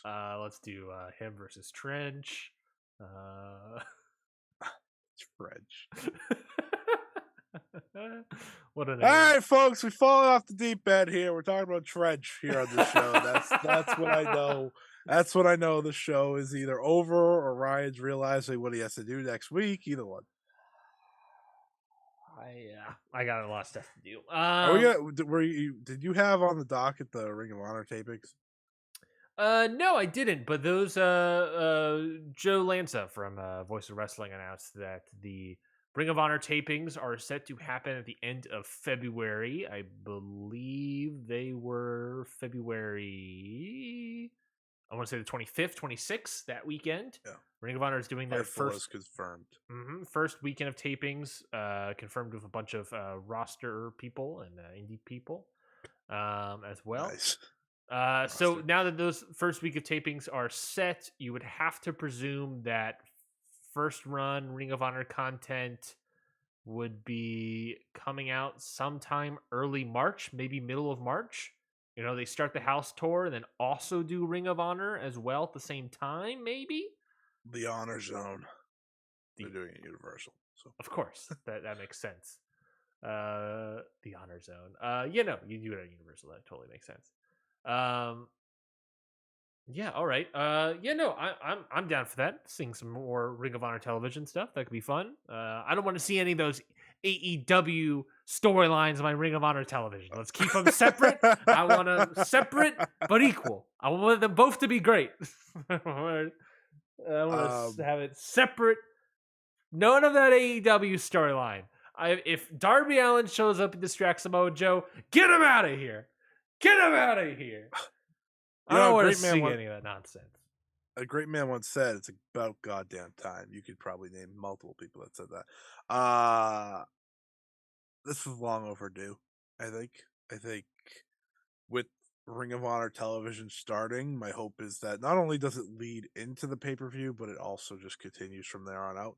I'm sure that pay-per-view will be like an official announcement type thing. But yeah, let's get this going. I'm ready for Ring of Honor to start. I want to know what Ring of Honor is supposed to look like. I don't know what Ring of Honor is, Ryan. I just know that it was a few pay-per-views last year with some really good matches. Yep. A revolving door of Ring of Honor World Champions. Let's just start cooking, huh? Yeah. Please? Thank you. Well, first of all, if we're going to properly look at this, we got to look at the Ring of Honor roster page. Let's see. Yeah, my favorite. The best roster page in the history of professional wrestling. All right. Yeah, and nothing's been updated. Of course not. It looks like they have new backgrounds. That's fun. Yeah, they get the boys on there. According to this, the people that will be at the taping are Jericho, Claudio, the FTR is going to show up there. Samoa Joe, Mercedes Martinez, they're all going to show up there. Athena. The boys and Dalton Castle, are they like the only non-champions that are part of the active roster? FTR, Dino Garcia, Mercedes Martinez. So everyone that has had a title match. I think everyone that's also held titles in the past year. Yeah, because Dalton Castle, the boys, Daniel Garcia, FTR, Mercedes have also all held titles. Let me ask you, why can't they put Blake Christian on the? We know Blake Christian's side. Yeah, we know that Anthony Henry's side. We know that JD Drake's side. What is so bad about putting them on the roster just to fill out this thing? I don't know, man. I don't know why not. Maybe they're just waiting to do like with the official launch, and then they'll update the roster page. And I just want Tony Khan to start printing out like they're all honor or something stupid for like 75 people all at once. Blake Christian has honor. Blake Christian has had honor for over a year. I felt like paying him for no reason. Drilistico has honor. Blake Christian just had a Ring of Honor title match, world title match against Claudio. Yeah, and we still can't just say he is signed. Yeah, he's not signed. He's not signed. Sorry, Blake. Ninja. Sorry, Blake. I know his dad said he was signed. Ninja Mac has honor. Yeah, sure. I'm just naming people that have been on Ring of Honor shows. I think they should honestly still bring in Ninja Mac. I know it was the previous administration that brought him in. But he is Noah. Yeah, I know he's Noah through and through now. But why not? Let's just bring him in. Why not? Who cares? You love Ninja Mac. I think he's good. I think he's pretty good. You want to make a bet? I want to make a bet? Or whatever he says. Let's move on and talk about New Japan's New Beginning of Sapporo.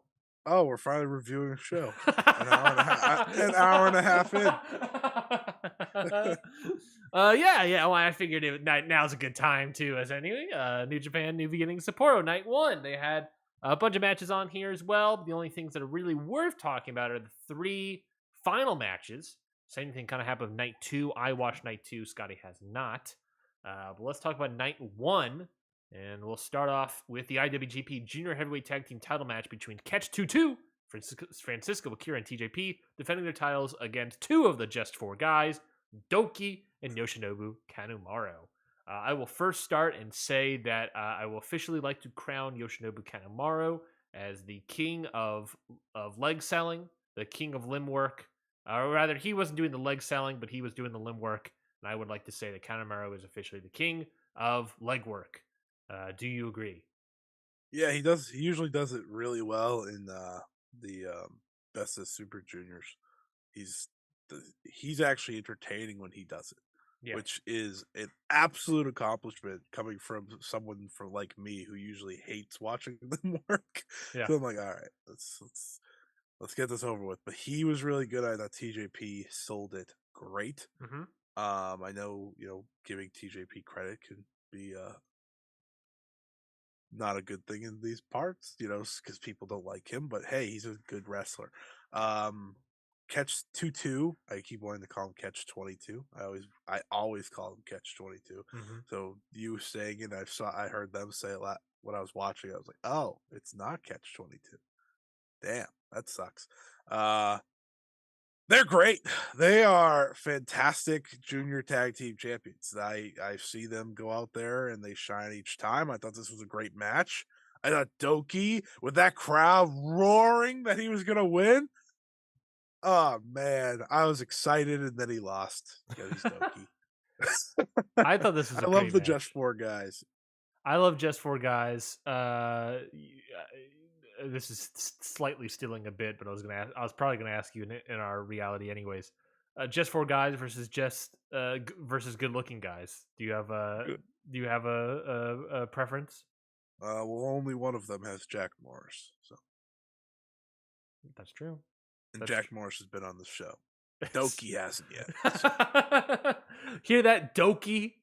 Yeah, all these guys got open invitations, but if you want to go on this But show, if you want to support, especially Doki. especially Doki, he's the only guy I want to talk to. Doki. Can we Uh, just think sit here and think of how over Doki is? I love Doki. I love him. I think he's great. I loved him the moment he walked on screen. I was like, I love this man. He's Uh, good they, too, they they talked about how Doki got like fitter and like in better shape during this match, and I was like, I Yeah. don't care. Bring back, bring back chubby Doki. That's what I want to see. I don't care if this guy looks like Bring back Choki. Chokey, the Doki Chokey, Kevin. Uh, that was not a bad impression. I thought That's this pretty match good. was really, really good. I thought, like you Yeah. said, the leg work in this match was great. The leg selling was great. TJP did great stuff, and I'll talk about this later when it comes to sort of leg selling. But what I loved about this match, and what I really look, if you're going to do a leg selling match, then I don't want to see you being able to do certain moves. I don't want to see being able to see you, do stuff. And I thought TJP did a good job of remembering, oh, my legs hurt, I'm struggling with this, or we can't do this move because I can't lift a guy, or whatever. I think they still did some of that, but ultimately I think they did a good job of avoiding instances like that, or playing that into the story of the match of, oh, I can't do this move, we got to do something else. And I think that was good stuff, because I always very adamant about that when it comes to leg selling, that if you're going to do that, it has to play into the story of the match, and you cannot do specific moves. So I thought it was Yeah, good. Francesco Kier is really good. All right. That's all. I just wanted to toss that in. Very good. He's fantastic. Will Ospreay versus Taichi. Walking down old Kings Road with Taichi and Will Ospreay. A lot of praise this match is getting. What did you think of it? Well, I thought it was great. I don't know if it's like to the highest level that some people had it. Mhm. Some people were like tossing near fives out there. I was like, whoa, whoa, hold on. But I did think it was a great match. I think Tai Chi is just such a great mid card wrestler in New Japan. Like Yeah. when he gets his big opportunities, say with Shingo, of course, when they had their rivalry, and now here with Osprey, and in the New Japan Cup last year, I enjoyed his work. I think when he gets opportunities, he shines a lot more these days, and he usually leaves me saying, "Hey, you know what? I wouldn't mind him in another title match somewhere down the road. Whether it be he would be a good never open weight champion, whatever the hell that damn belt's called." Um, I and Billy Goat over here is good. I don't know what I can say about Will Ospreay that hasn't been said yet. He's very good at what he does. Okay, I'll say this, it was a great match. disappointing Will Ospreay match, man. Just not as Yeah, it good as wasn't his 5 typical. stars. Did not. Yeah, Sorry, what are we folks. doing? 4-star matches, Will? Come You on, you could do better than nerd. that, Mister Um, 4-star General over here. God, what are you doing I over actually here? loved the end when it looked like he like knocked Tai Chi out, and then the moment he got to his knee, Will absolutely destroyed him. That was actually like fantastically done. Uh, what a great match nonetheless. So I can't really sit here and complain. No, yeah, great match. Taichi definitely stumbling around like an old fool. Do you like this as a new? I know he's sort of been kind of doing it, but is this being Taichi's new working style? Is more leaning more into the King's Road style? Hell Um, yeah, if hell that's the yeah, case, do you also want to love to see these guys show up in Noah for some reason? Do yeah. fully do just for guys versus good looking guys? I would like Tai Chi to show up pretty much anywhere at this point because I think he's gotten to the point where if he jumped into the King's Road, um, or Noah, he would just kick ass. I think he does remind me of a lot of the wrestlers in All Japan or Noah that are at the top. Hmm. And the only reason he's a mid card wrestler in New Japan is because they have just so many top talents. Yeah. I'm not going to sit here and act like he's going to be winning the IWGP World Title anytime soon. Maybe not even the US. But man, I think him leaning on the King's Road stuff, leaning on his kicks. It's made him a completely different wrestler that I actually love going out of the way and seeing his singles matches now. So yeah, I would love if he jumped into a Noah or All Japan somewhere down the road for a big match. I don't know if he can do this in Noah. They might do the Noah. I don't know if they would do it though. But I could totally see like if this guy popped up in All Japan for a year, Yeah. he can 100% believably win that title, win the world title off of Kento Miyahara. He could do it in Noah. They had Fujita as champion last year. Let's act like they're not above anything, okay? Oh yeah, yeah. I'm just saying that he would undoubtedly win the title in All Japan. Noah, I could see it. I Yeah, could see yeah, it, he but probably. maybe there's an argument, I All guess. Japan That would be nicer for him because of obviously his background. Um, yeah, if they wanted but to, they could like. I think I don't know. All Japan probably wouldn't be able to pay them as much as New Japan or Noah could, but if they no, but wanted if to, he's lent out, that's one thing. yeah, if they wanted to, and he's lent out like that, I I mean, think Ishii's probably the next guy to get lent out anyway. So all right, that's possible. That's possible. because he's about to be put on the G1 Climax retirement road. So It's not the King's Road, the retirement road. yeah, so Now's also a good time to probably talk about this. They are really pushing this idea um of United Empire this weekend really pushed the idea of having Joshi representation, Stardom representation in the United Empire. It was always a thing that they were sort of talking about, but this weekend in press conferences and post match interviews, really hammered it home that they would like to bring in Joshi representation in the United Empire. So I'll ask you here first. I think there are several like, oh yeah, you got to bring in this person. People that are like your top stars or whatnot, whatever, into this company.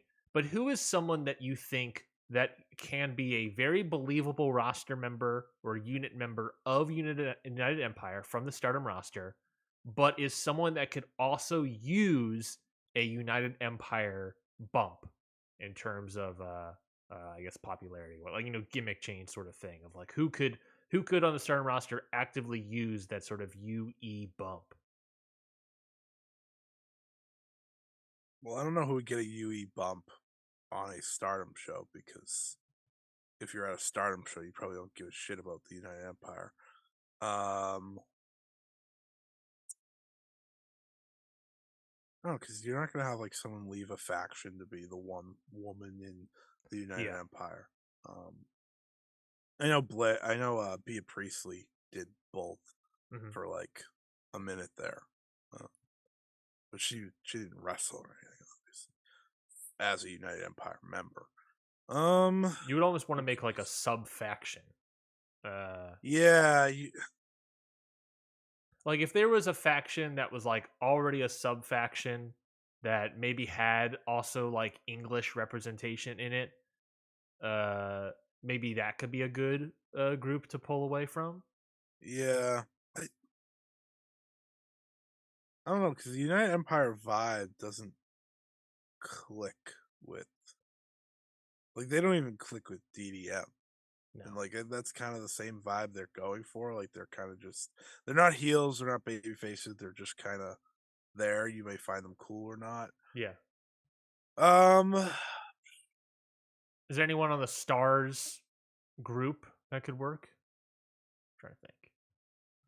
It's tough. It's tough. Stars. There's If no they one. went It has to be someone no. that is like definitely like this is a transition of style and feel to them. And if you're Yeah, pulling in they would like have to change it Shuri, up or completely. if you're pulling in like God's Eye, or or DDM, then it's like okay, this is a very similar thing already. But you're right. It almost has to be like more than just one person as well. So it's a tier thing. Yeah.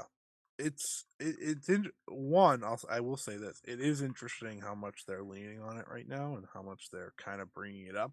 It almost makes me feel like they may be doing someone internationally rather than someone already on the Stardom roster.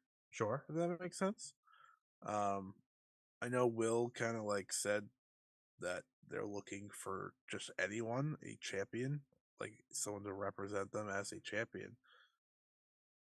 From the Stardom roster, I'm just gonna say Micah.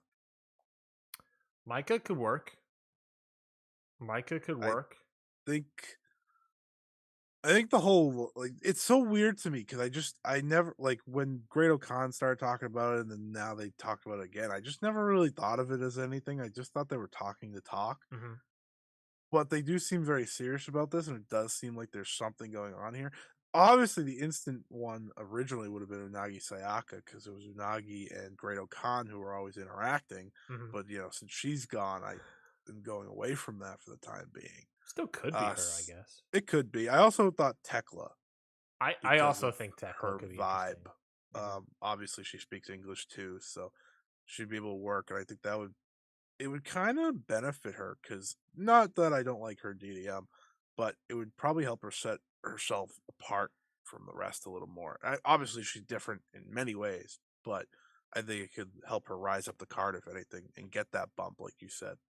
Can I pitch a very wild pitch? Sure.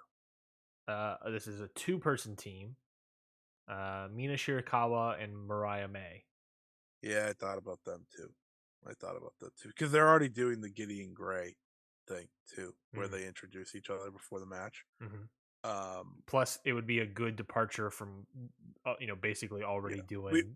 they would have to shift a a more, Yeah. obviously, from the Cosmic Angels thing if they join them, but they are definitely. I think they probably have to be the favorites at this point. Honestly, I was gonna say Mariah May, and then I was like, well, Mina's still going through all the stuff she's going through, but If you're bringing in that would be a Mariah, good one. you almost have to bring in Mina as well. Yeah, because Mariah's not gonna just go alone. That would make no sense. So No. it's a good one. Sai Ida, she's already green. Does that work? Yes, it works. So there you go. They nailed it. Nailed it. She's green. There we go. By default, she is part of it. Perfect. Saya Kamatani by default, I guess, too, just because she wears green. She's pretty much already wearing the robe and the jacket and everything. Yeah, yeah, she's well on her way there. She just needs the logo on it, and you're all set. I mean, Saya Kamatani, you talk about like a Sai Ida person that like, oh, they could use the bump of United Empire. Saya Kamatani, I think that it would be the kind of bump that could get her into world title picture to me. Of like, Mhm. Saya Kamatani feels like early Osprey sometimes, where it's like, okay, how do we get her to that next level? Having her a part of UE might get her to that next level. I think that's not a Yeah, bad idea as well. yeah. I Plus, think she wears the jacket. out of all the people we've said, Club Venus duo makes the most sense, just because they seem to be breaking away anyways. If you want to kind of establish them as in between. And I also think they'll be traveling the most in term, or Mhm. Mina at least will, in terms of the Stardom expansion into the US. So, uh, yeah, it would make sense that way. So good shout there. But we'll wait and see because I don't know how deep they're willing to go with it Yeah. either. Uh-huh. Uh, but I'm intrigued that they continuously bring it up at the very least. Yeah, we'll see. We'll see what happens there. The main event of night one, of course, was Tetsuya Naito defeating Shota Umino in a 32-minute, 11-second main event. I was really hoping this would be great. It wasn't. It wasn't bad per se. It was just this match had no business being 32 minutes long.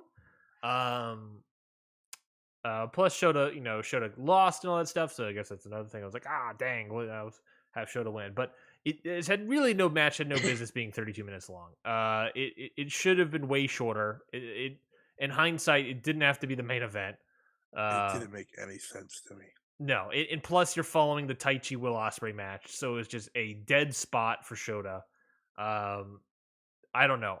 I also don't like the fact that he's like coming out looking like Naito.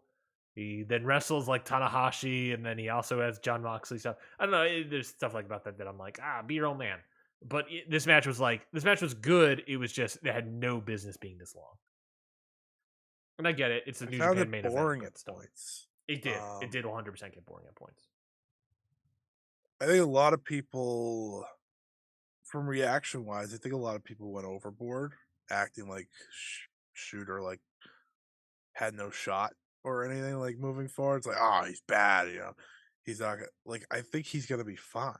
It's just there is an importance for him Yeah. of being his own guy, and it starts to me with having his own finisher and not using the Death Rider, and uh like when he hit the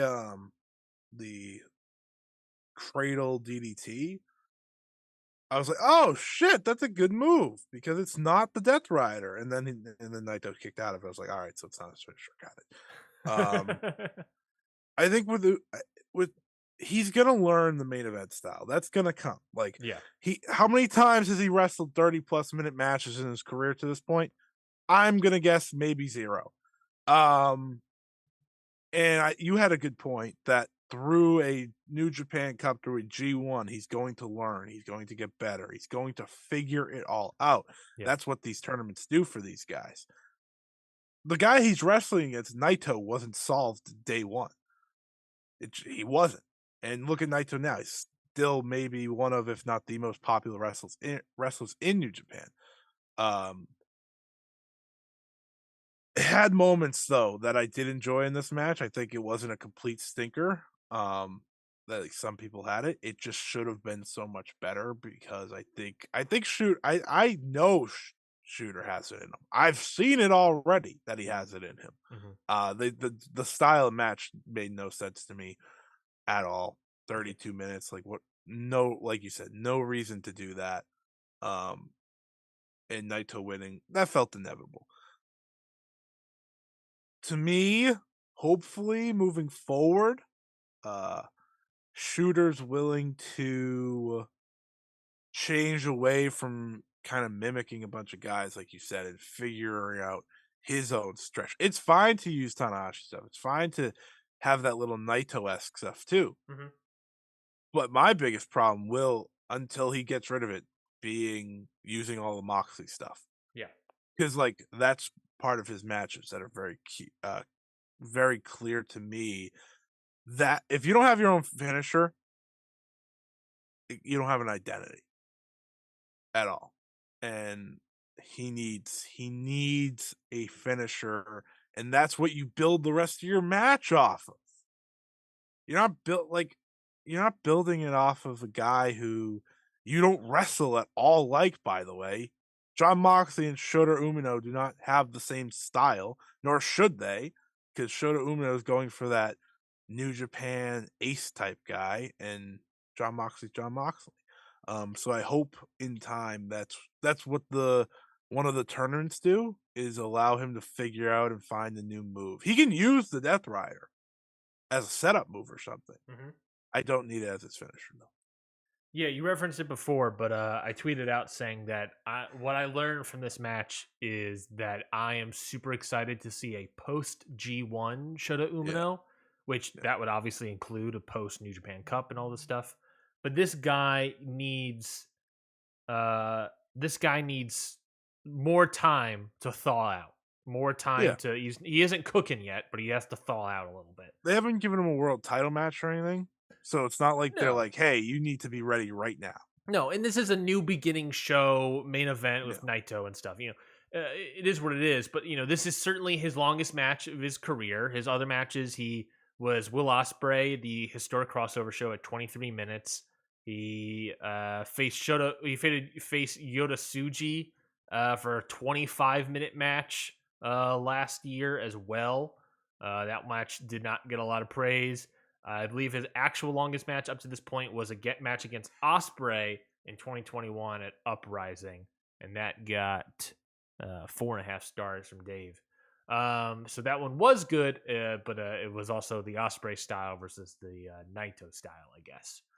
Well, the guy does not have a lot of main event matches or 30-minute matches under his belt yet. He has the most was 27 minutes, then he was 25, and then it was like 22 or something.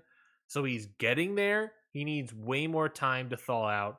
I really interested to see how this guy is post G1 when he has more time to maybe New Japan Cup, work on a new finisher, do a bunch of yeah, Road 2 shows where he's working on new things, and then get to the G1 where he can have a lot of time to wrestle a bunch of different people, get a lot more experience, get a lot more knowledge, and post G1. Because we talk about it all this time. Happened with Jay White, happened with Starlight Kid, go down the line.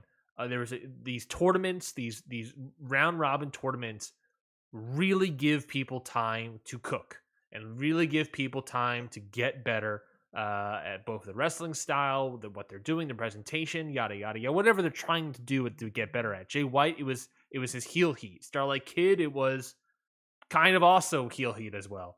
But gives them the ability. Starlight Kid was also a lot of wrestling as well, in terms of working as a heel. But it was gave them the ability night after night to get better, and I think tournaments like that are something that he desperately needs. All these tag matches, he should be working a bunch of tags, do all this stuff. He just needs more time. I think New Japan will get him there at some point. He's just not there currently, and just give him a little more time. yeah. And like we said, and to me, um, I think it's silly to think he would be there already, if that makes sense. Because as you and me have talked about, right, he is a different guy outside of Rev Pro. And his Rev Pro matches are mostly not loved unless it's against Will Ospreay. Yeah. So I think I think the tournaments will do all the right for him. I think by the end of the G1, he's going to be right. He's going to be that ace like figure that we're all hoping for. So I look forward to him doing that in due time. There was also night 2 on Sapporo. Do you want to talk about this? I know you have not talked about it, but we are at hour 48 right now. Do you want to talk about this or move I on don't to? care. Let's move on. Let's move on to Stardom Supreme Fight. That's a show we both watched. I assume you watched the whole show. I watched a couple of matches from the show. I Do sure did. you want to talk about the whole thing, or do you want to talk about the top We 4? can talk about the top 4.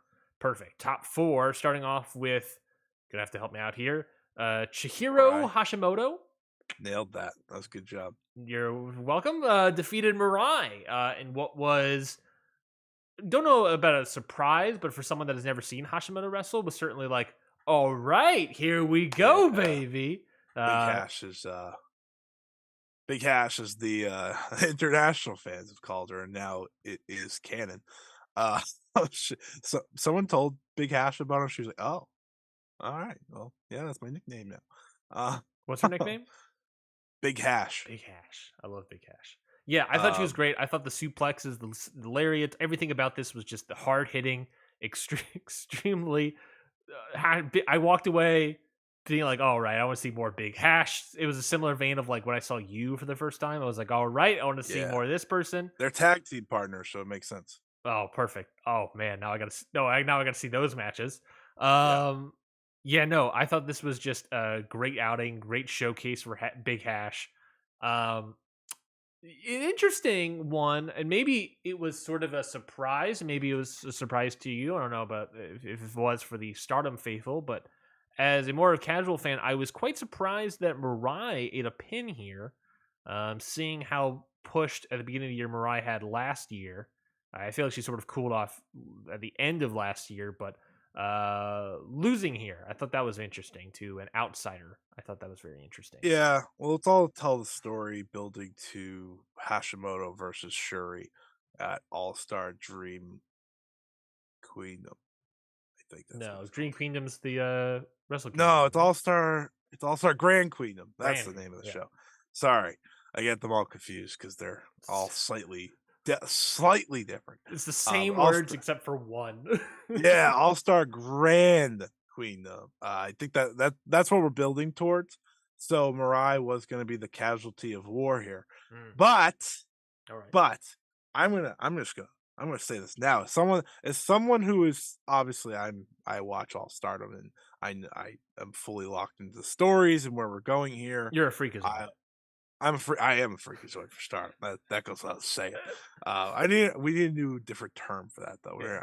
We're freakazoids for AEW. I don't want to take that away from them. Super But fan? I what I but I will. It's not as fun. Freakazoid's funny. But what I will say is this was actually my favorite match of the show, Mm. even with the big main event and what I thought was a great tag title match.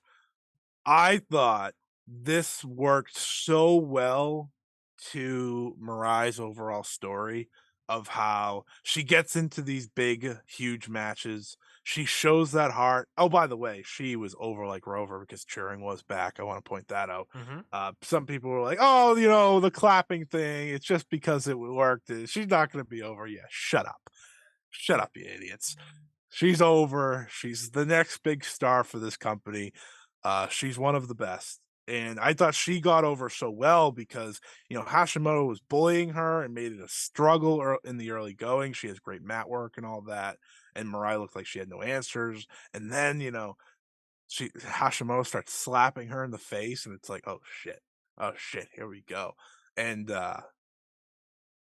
the magic of Mariah getting over in this match just for it all to go crashing to a halt, with the crowd especially when Hashimoto suplexed her onto her head, everyone was like, "Oh, oh."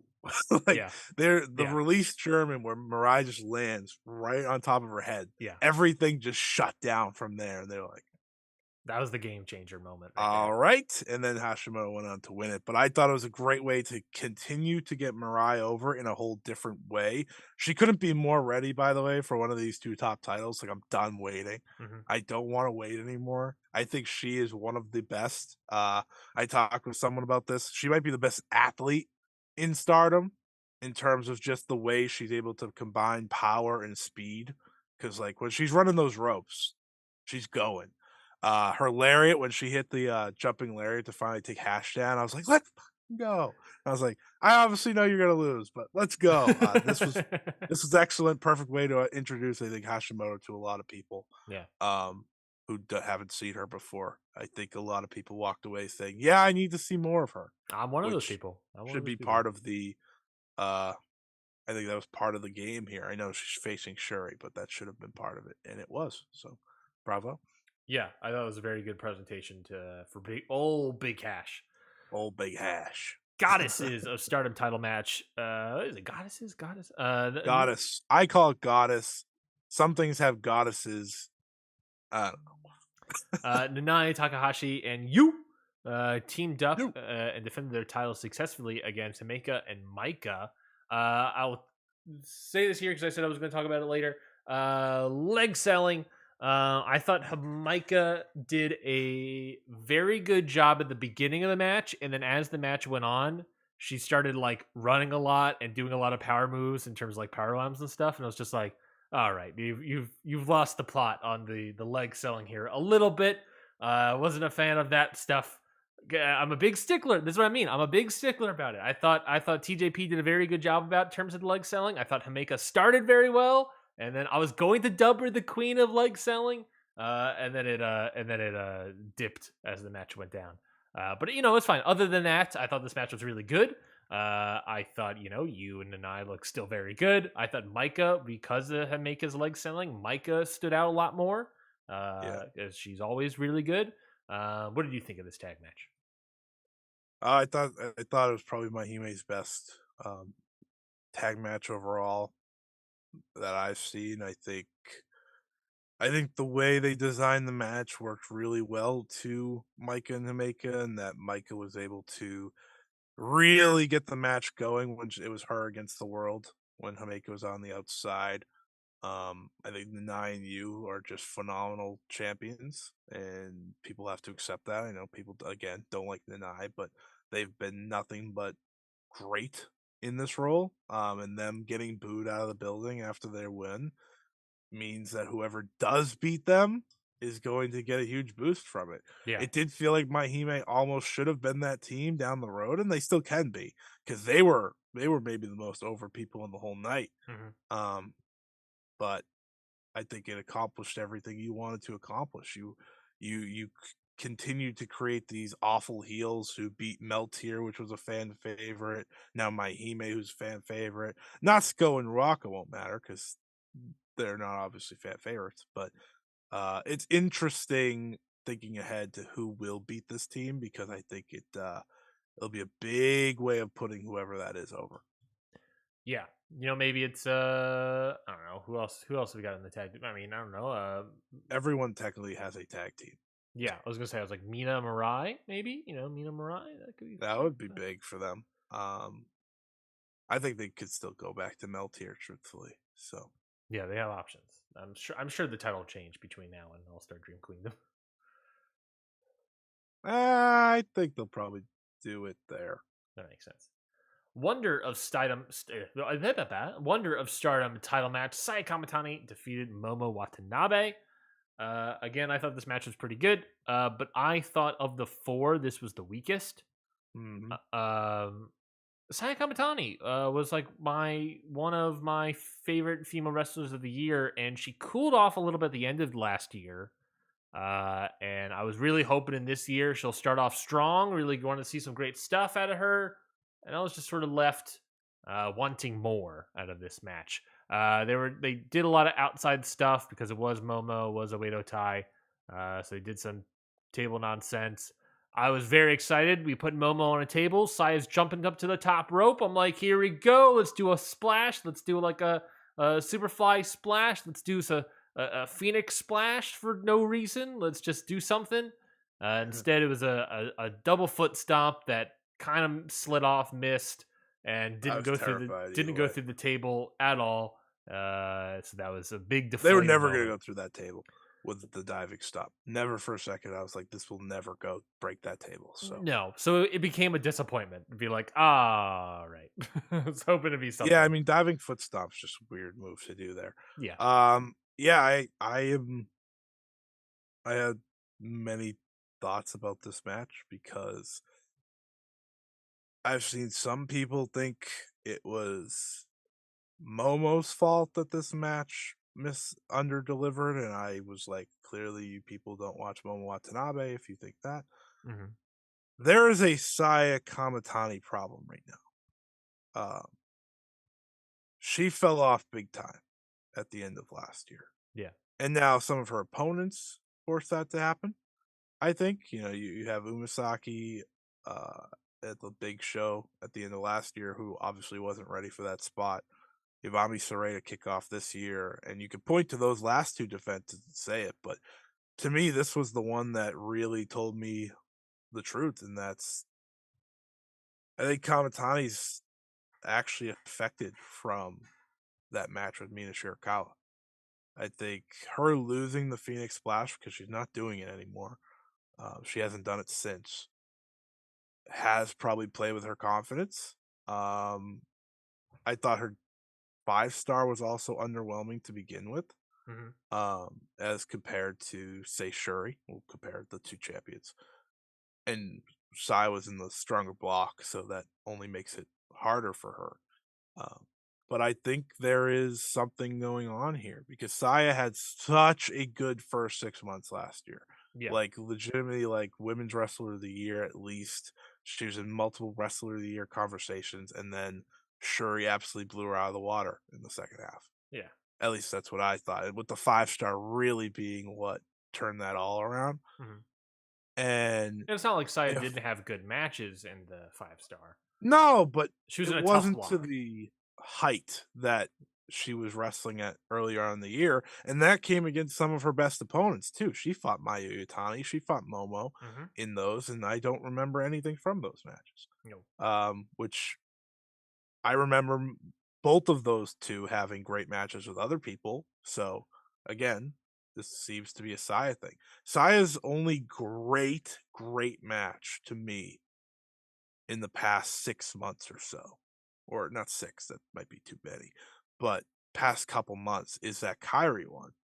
And I think Kyrie is just on a different level right now overall, so that helps her. I do think there is a certain uncertainty though for Saya Kamatani. It's starting to really show. Um, and it's almost concerning because something like that injury and causing that injury by accident to Amina Shirakawa, like she did, can mess with your head, I'm sure. And it's starting to show that it is messing with her head, I think. And I think it's led to her being a little more unconfident with a lot of what she's doing. Like in this Momo match, she didn't do about half of the things that she usually does for big moves. And I was like, what is happening? It felt like, and that's why I think the finish felt flat for me, Yeah. was that it just kind of happened and then we moved on. So yeah, I don't know what it is, but I think Sai needs to, I don't know, maybe have another tournament to retool and refocus. I think maybe having the title and that burden over you and that stress is starting to add up as well, but we'll have to wait and see. I think also a good part of that as well is that, she's basically defended the title against everybody. Yeah. She has Yeah. to start facing new people, and I don't know. It's maybe also the idea is that the title reign has run its course, way past its course, and she needs to lose that title and do something else and reconfigure a little bit. Um, yeah, Yeah. I think you're right. I think you're right. Is that that she's having a problem. We don't know exactly what that problem is. Whether it is stress of the title, mental, whatever, from the accident that happened in that mini Shirakawa match. But ultimately, it's like, look, you gotta put it together. You gotta move past it. You're still a champion. You gotta defend. You gotta do great stuff over here. And yeah, no, she's her output hasn't been up to par, to the bar that she herself set. I was really high on Sai Kamatani, and I don't remember having a lot of like, man, she was great in this match at the 5-star. So Yeah. yeah, I think you're right. I think losing the title would be a good move.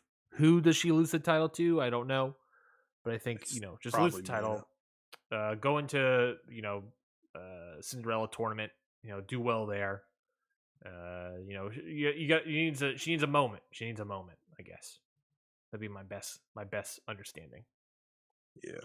But we move ahead. We move ahead to the main event. In fact, with the main event of this show was the World of Stardom title. It was Julia defeated Suzu Suzuki in 25 minutes and 4 seconds. I mean, this match was on the tin, as we all expected it would be. This match was hard hitting. This match was brutal. This match was, crazy. They definitely went for it. Uh, I would love to see Suzu work less of a big main event style and be even more brutal in terms of her stuff. Like if I could combine Big Hash and Suzu a little bit more, I think that would be fun. I just love to see Suzu being more like a Minoru, more like a Brock person of like just going out there and beating the crap out of people. I would love to see more of that. Um, I think do less big main event style stuff and more like I'm just going to beat the crap out of you to be more different as well. Because I think she can serve that. But I think ultimately she had a very, very good match here with Julia. Um, I wanted to get right over that hump of just like, oh yeah, here's what we needed. But there were a lot of great stuff. I mean that top rope, whatever that top, I don't even remember what that move was because it looked kind of weird when they were coming down. It was like a Yeah. top move suplex sort of thing. I think they did a release German, I think, but I thought they did something else now that I think about it. But maybe I'm mistaken. But what did you think of this main event? I thought Suzu was the reason this was as good as it was. I thought it was an off day for Julia. Um, Julia, she's going back to some of the stuff from her Wonder Reign, like the grappling and the main event style. That she went away from big time over the past year, 2 years. And my hope is that she kind of just is changing it up because this match didn't have the blood feud feel to it that it did the first time around. I think that's part of the reason why they didn't Totally just agree. go in there and beat the Totally crap agree. out of each other. And that's just the switch of the relationship between these two. They went from obviously hating each other and Susie wanting to destroy Julia to okay, they had a 15-minute draw. We saw them embrace in that match and kind of move on from that part of them. So now this was just two of the top competitors going head to head. So you had to almost go down that main event style, but to me, it would have been better served if they just still disliked each other because I think their 15-minute match is better than this one. That's not to say this was bad because these two can't have a bad match. It just wasn't to that level. And then with Suzu, I think she is so good that you almost she is so good that like us screaming the 20 years old thing, the prodigy thing, it's like so useless at this point. It's like, yeah, she's just one of the best. We get it. Yeah.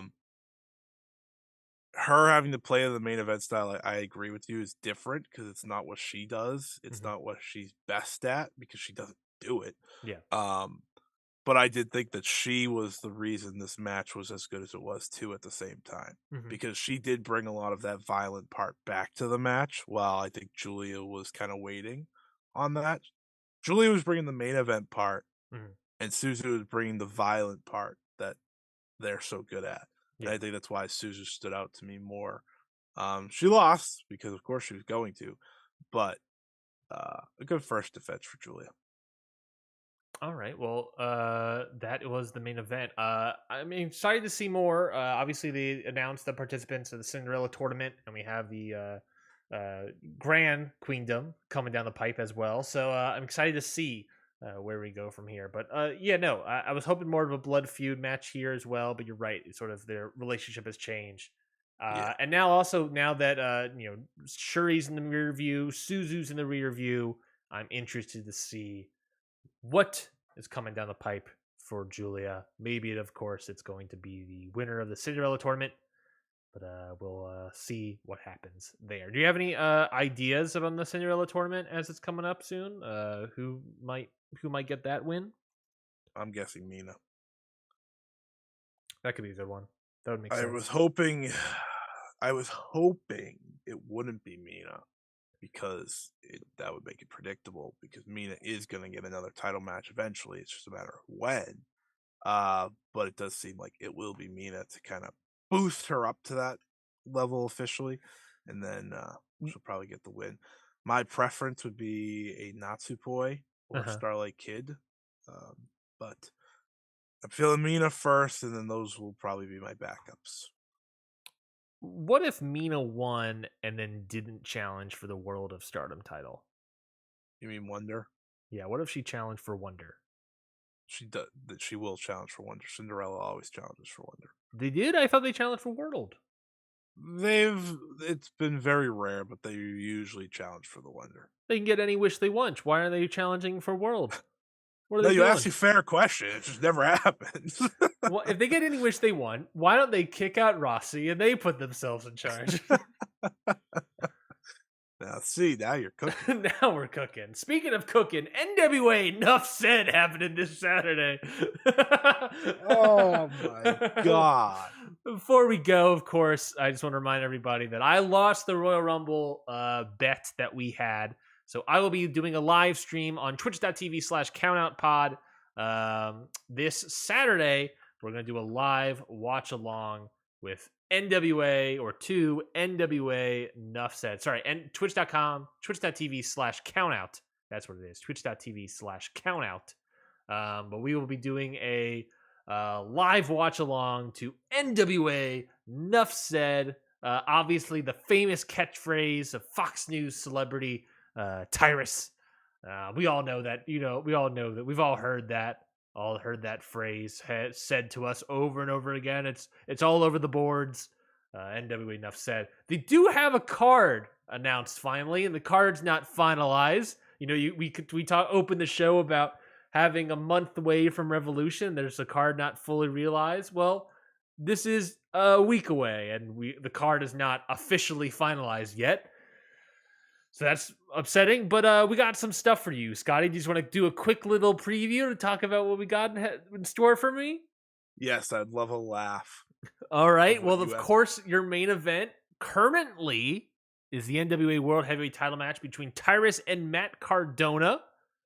But it says it here the stipulation could change following the February 7th episode, this upcoming Tuesday episode of NWA Power. So, yeah. So currently it's Tyrus versus Matt Cardona. I think the idea is that they wanted to do like a stip, like steel cage, some sort of gimmick like that. But it has not been decided as of yet. So currently, Tyrus versus Matt Cardona for the NWA World Heavyweight title. Are you excited about that? If you think I'm gonna watch this show, you're nuts. The reason I'm so happy that I won that damn thing is because I don't have to watch this show. Am I excited about this? No. Am I excited about hearing your review the next day, though? Yeah, I sure am. I sure am, Ryan. We started off the year saying, "Oh, we're not going to talk about NWA anymore," and here we go, preview and review for Enough Said. NWA National Heavyweight title, of course, Scion is the holder, and he will be defending his title against Homicide. Homicide on the February 4th episode, yesterday's episode of NWA USA, was victorious in his match and did a post-match promo that was heavily censored due to its explicit language. They ended the promo calling out Scion for a match at Enough Said. And of course, Scion's manager and father, Austin Idol, then proceeded to try to get Austin to, or then Homicide proceeded to get Austin to fight him before NWA backstage officials intervene. So it's going to be Scion versus Homicide for the National Heavyweight title. Yeah. Moving on, we get these people. No, time out. I need to point out how I don't even know who these people are. Well, of course, you know Homicide. I know him. Scion is secretly Robert Ego Anthony. Wow. Spoiler alert. Wow. You just ruined the entire lore. Yeah, I hate to ruin a guy's gimmick, but that is the case. Oh, do you? Because you did it, no problem there. Makes you think. Great, makes you think. NWA Junior Heavyweight title match. It was going to be Kerry Morton, of course, the champion at the time. We all remember this. Versus Alex Taylor. I bet you exactly know who Alex Taylor is. He is using his Champion Series win to cash in and have a match against Kerry Morton because he was on the Kerry Morton's team, I believe, if I'm not mistaken, for the Champion Series. And the winners of all of the people in the Champion Series, which is like 7 or 8 people, all get future title shots to cash in whenever they want to. So already Alex Taylor is using his opportunity to cash in his Champion Series match for Kerry Morton for the Junior Heavyweight title. Enough said. I just love how much you say all these people's names, and they're just flying over my head. I'm like, how has NWA gone out of their way to find so many people I've never heard of? Well, Alex Taylor, we all know his manager is Danny Deals. We all remember. Oh, of course. And then Kerry Morton. What's up? Danny Deals? Yeah, Danny Deals. You're just saying it like I know who that is. And then Kerry Morton. He's the son of Ricky Morton. No, I know that. Yeah, I know that one. I had to assume you knew that one. That's one of the few I do know. For the NWA World Women's title match, we have Camille, long-standing champion Camille, often disrespected champion for the PWI 100. Champion Camille, not even in the top 10. She's held the title for a year long, and kayfabe, it's a kayfabe magazine. She doesn't even get in the top 10. To old Camille. She will be defending her title against Angelina Love. You remember her? Angelina I Love. do. I can't believe I just heard her name in 2023. Well, it's going to be a no DQ match versus Angelina Love. And Angelina Love is currently in a tag team with, I think they're called like Beautiful Love or something like that. Because it's Angelina Love and her boyfriend, Fodder. You remember Fodder from the old... From Harry Potter? No, from the old Control Your Narrative shows. Fodder... No. Let's not. We're not just gonna put out into the universe thinking I watched those shows. I don't want people to get the wrong idea. I did not watch. What was it called? Fodder. Control Your Narrative. Yeah, I didn't watch those. I don't want. On the past first ever NWA Power live show, Angelina Love and Fodder were scheduled to have a tag match with Camille and what's his face? Camille's husband, Tom Latimer. Then they were like, Fodder. Oh, and then Angelina Love and Fodder couldn't make it apparently because of weather, so they were like, oh dang, well let's just do a promo thing. And then Angelina Love and Fodder came out and attacked Tom Latimer and Camille. And they did all that stuff to build up to this no DQ match now. So you have to believe that Tom Latimer and Fodder are going to get involved in this match. Hey, how's your fodder? Sorry. If there is any, I hate to say it, Scotty, but I think there is a very good chance Angelina Love is winning the title. All right. There's a chance. There's a chance. Man. No, go off, buddy. Wrestling's. There's a reason Billy Corgan got kicked out of Impact, and it's because they knew he was gonna suck. Yeah, we got two more matches here. 2 singles matches. Chris Adonis versus Trevor Murdoch. A good WWE Superstars match here. Is that Chris Masters, Chris Adonis? Yes, Chris Masters, Chris Adonis, and Trevor Murdoch, because he's the same name. They are wrestling each other. I believe this came about when Chris Adonis eliminated Trevor Murdoch for the Champion Series match, and so they're getting a singles match out of this. Chris Adonis versus Trevor Murdoch, because they've been feuding. You have to watch the show. You know what? I'm going to let you finish going through, and then I have a question for you. Sure. I got one more match, and it's a doozy. Oh, thank God. Singles match here. EC3. You know this guy. And of course, everyone knows who Kevin Kiley is, his opponent. EC3 versus Kevin Kiley. My favorite wrestler. Do you know who Kevin Kiley is? No. They have a link on the Wikipedia page. Kevin Robert Kiley Jr. is an American professional wrestler and commentator best known for his time in WWE under the ring name Alex Riley. That's right. EC3 versus Alex Riley on NWA. Enough said. Get into it.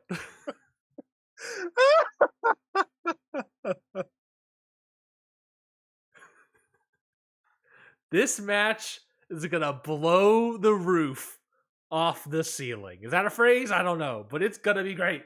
Alex Riley, he's back. Time out. You just said roof off the ceiling. Are those not the same thing?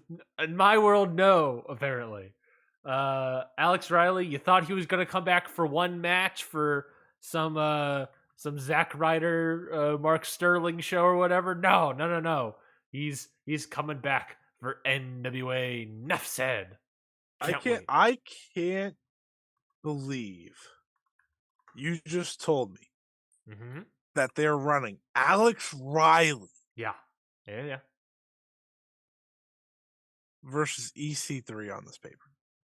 pay-per-view. People are gonna pay for this. It's sold out. It's sold out weeks ago. Tickets have sold out weeks ago.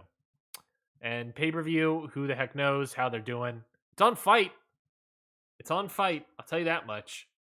If you go to the NWA website and click on pay-per-view, it still goes to Hard Times 3. So don't go there. But it is on Fight. You can watch NWA Enough Said with me on Twitch. Order the show on pay-per-view.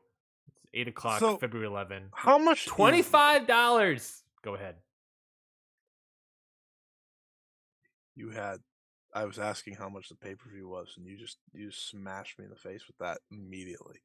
I'm concerned for you because of how bad this show is on paper. And trust me, whether it's on paper or not, it ain't gonna be much better.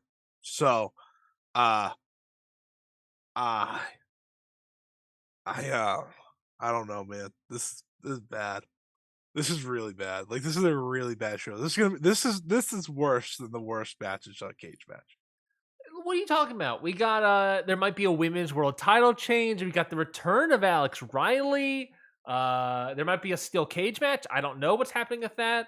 Homicide cursed a bunch, so that's fun. Good little. Oh, he's allowed to curse? No, apparently they bleeped it out, so it's heavily censored. So no, apparently. How about that? No, this show life is is a a bunch of nothing stuff. It's bad. It's bad. It's a lot of like, NWA. Like, I think Voice of Wrestling talk about this a lot, and I really agree with them that NWA is a good place that can serve as like people coming down off the ladder and people going up the ladder. Yeah. This show is mostly like TV show reject people. And I don't mean that like in a fully negative way, but it's people that have been cut for various things coming down the ladder. Tyrus Matt Cardona, Chris Adonis, Trevor Murdoch, EC3, Alex Riley, Angelina Love, Homicide never got a TV deal. It's like the only people that are like actually like indie stars that are on the come up is like Camille, I guess, Scion, who is under a mask, who's not going to get any of the praise that Robert Ego Anthony deserves. Kerry Morton, who is an actual, who is like an actual trainee, and Alex Taylor, who's also like a trainee person. Like, there's only one match where it's like, oh, these are the future. It's just a lot of like, this is the old, this could be maybe a more interesting card 5 years ago, maybe 10 years ago. Like I said, Chris Adonis versus Trevor Murdoch. That's a great superstars match. Tyrus versus Matt Cardona, a great superstars match, but it's the main event for NWA Enough Said. Matt Cardona's not the same guy he used to be. I think he's really good as the heel as he's been doing, but that has been, I don't know, what, year and a half, 2 years at this point, and NWA is not serving that gimmick anymore because he's also trying to play heel against Tyrus, who is apparently the babyface to this audience. So, I don't know. Sold out. I'm sure they're going to make a lot of money on Fight. Tyrus is constantly on Fox News promoting the show. Thank God. They're going to make money. But yeah. Are they though? Are they actually going to make money? Do they make money from these wrestling shows? I have to imagine they do. I mean, they're sold out. I don't know how much the tickets were. I think they were like $20 or whatever. I don't know how much it seats, but they're gonna make. I don't know. They're probably gonna make money. I mean, I'm buying it. I'm paying $25 to see it. Yeah, but that's because you lost. like there was no shot in hell. No, you were watching this if you didn't lose that. Correct. Am I correct? Thank you.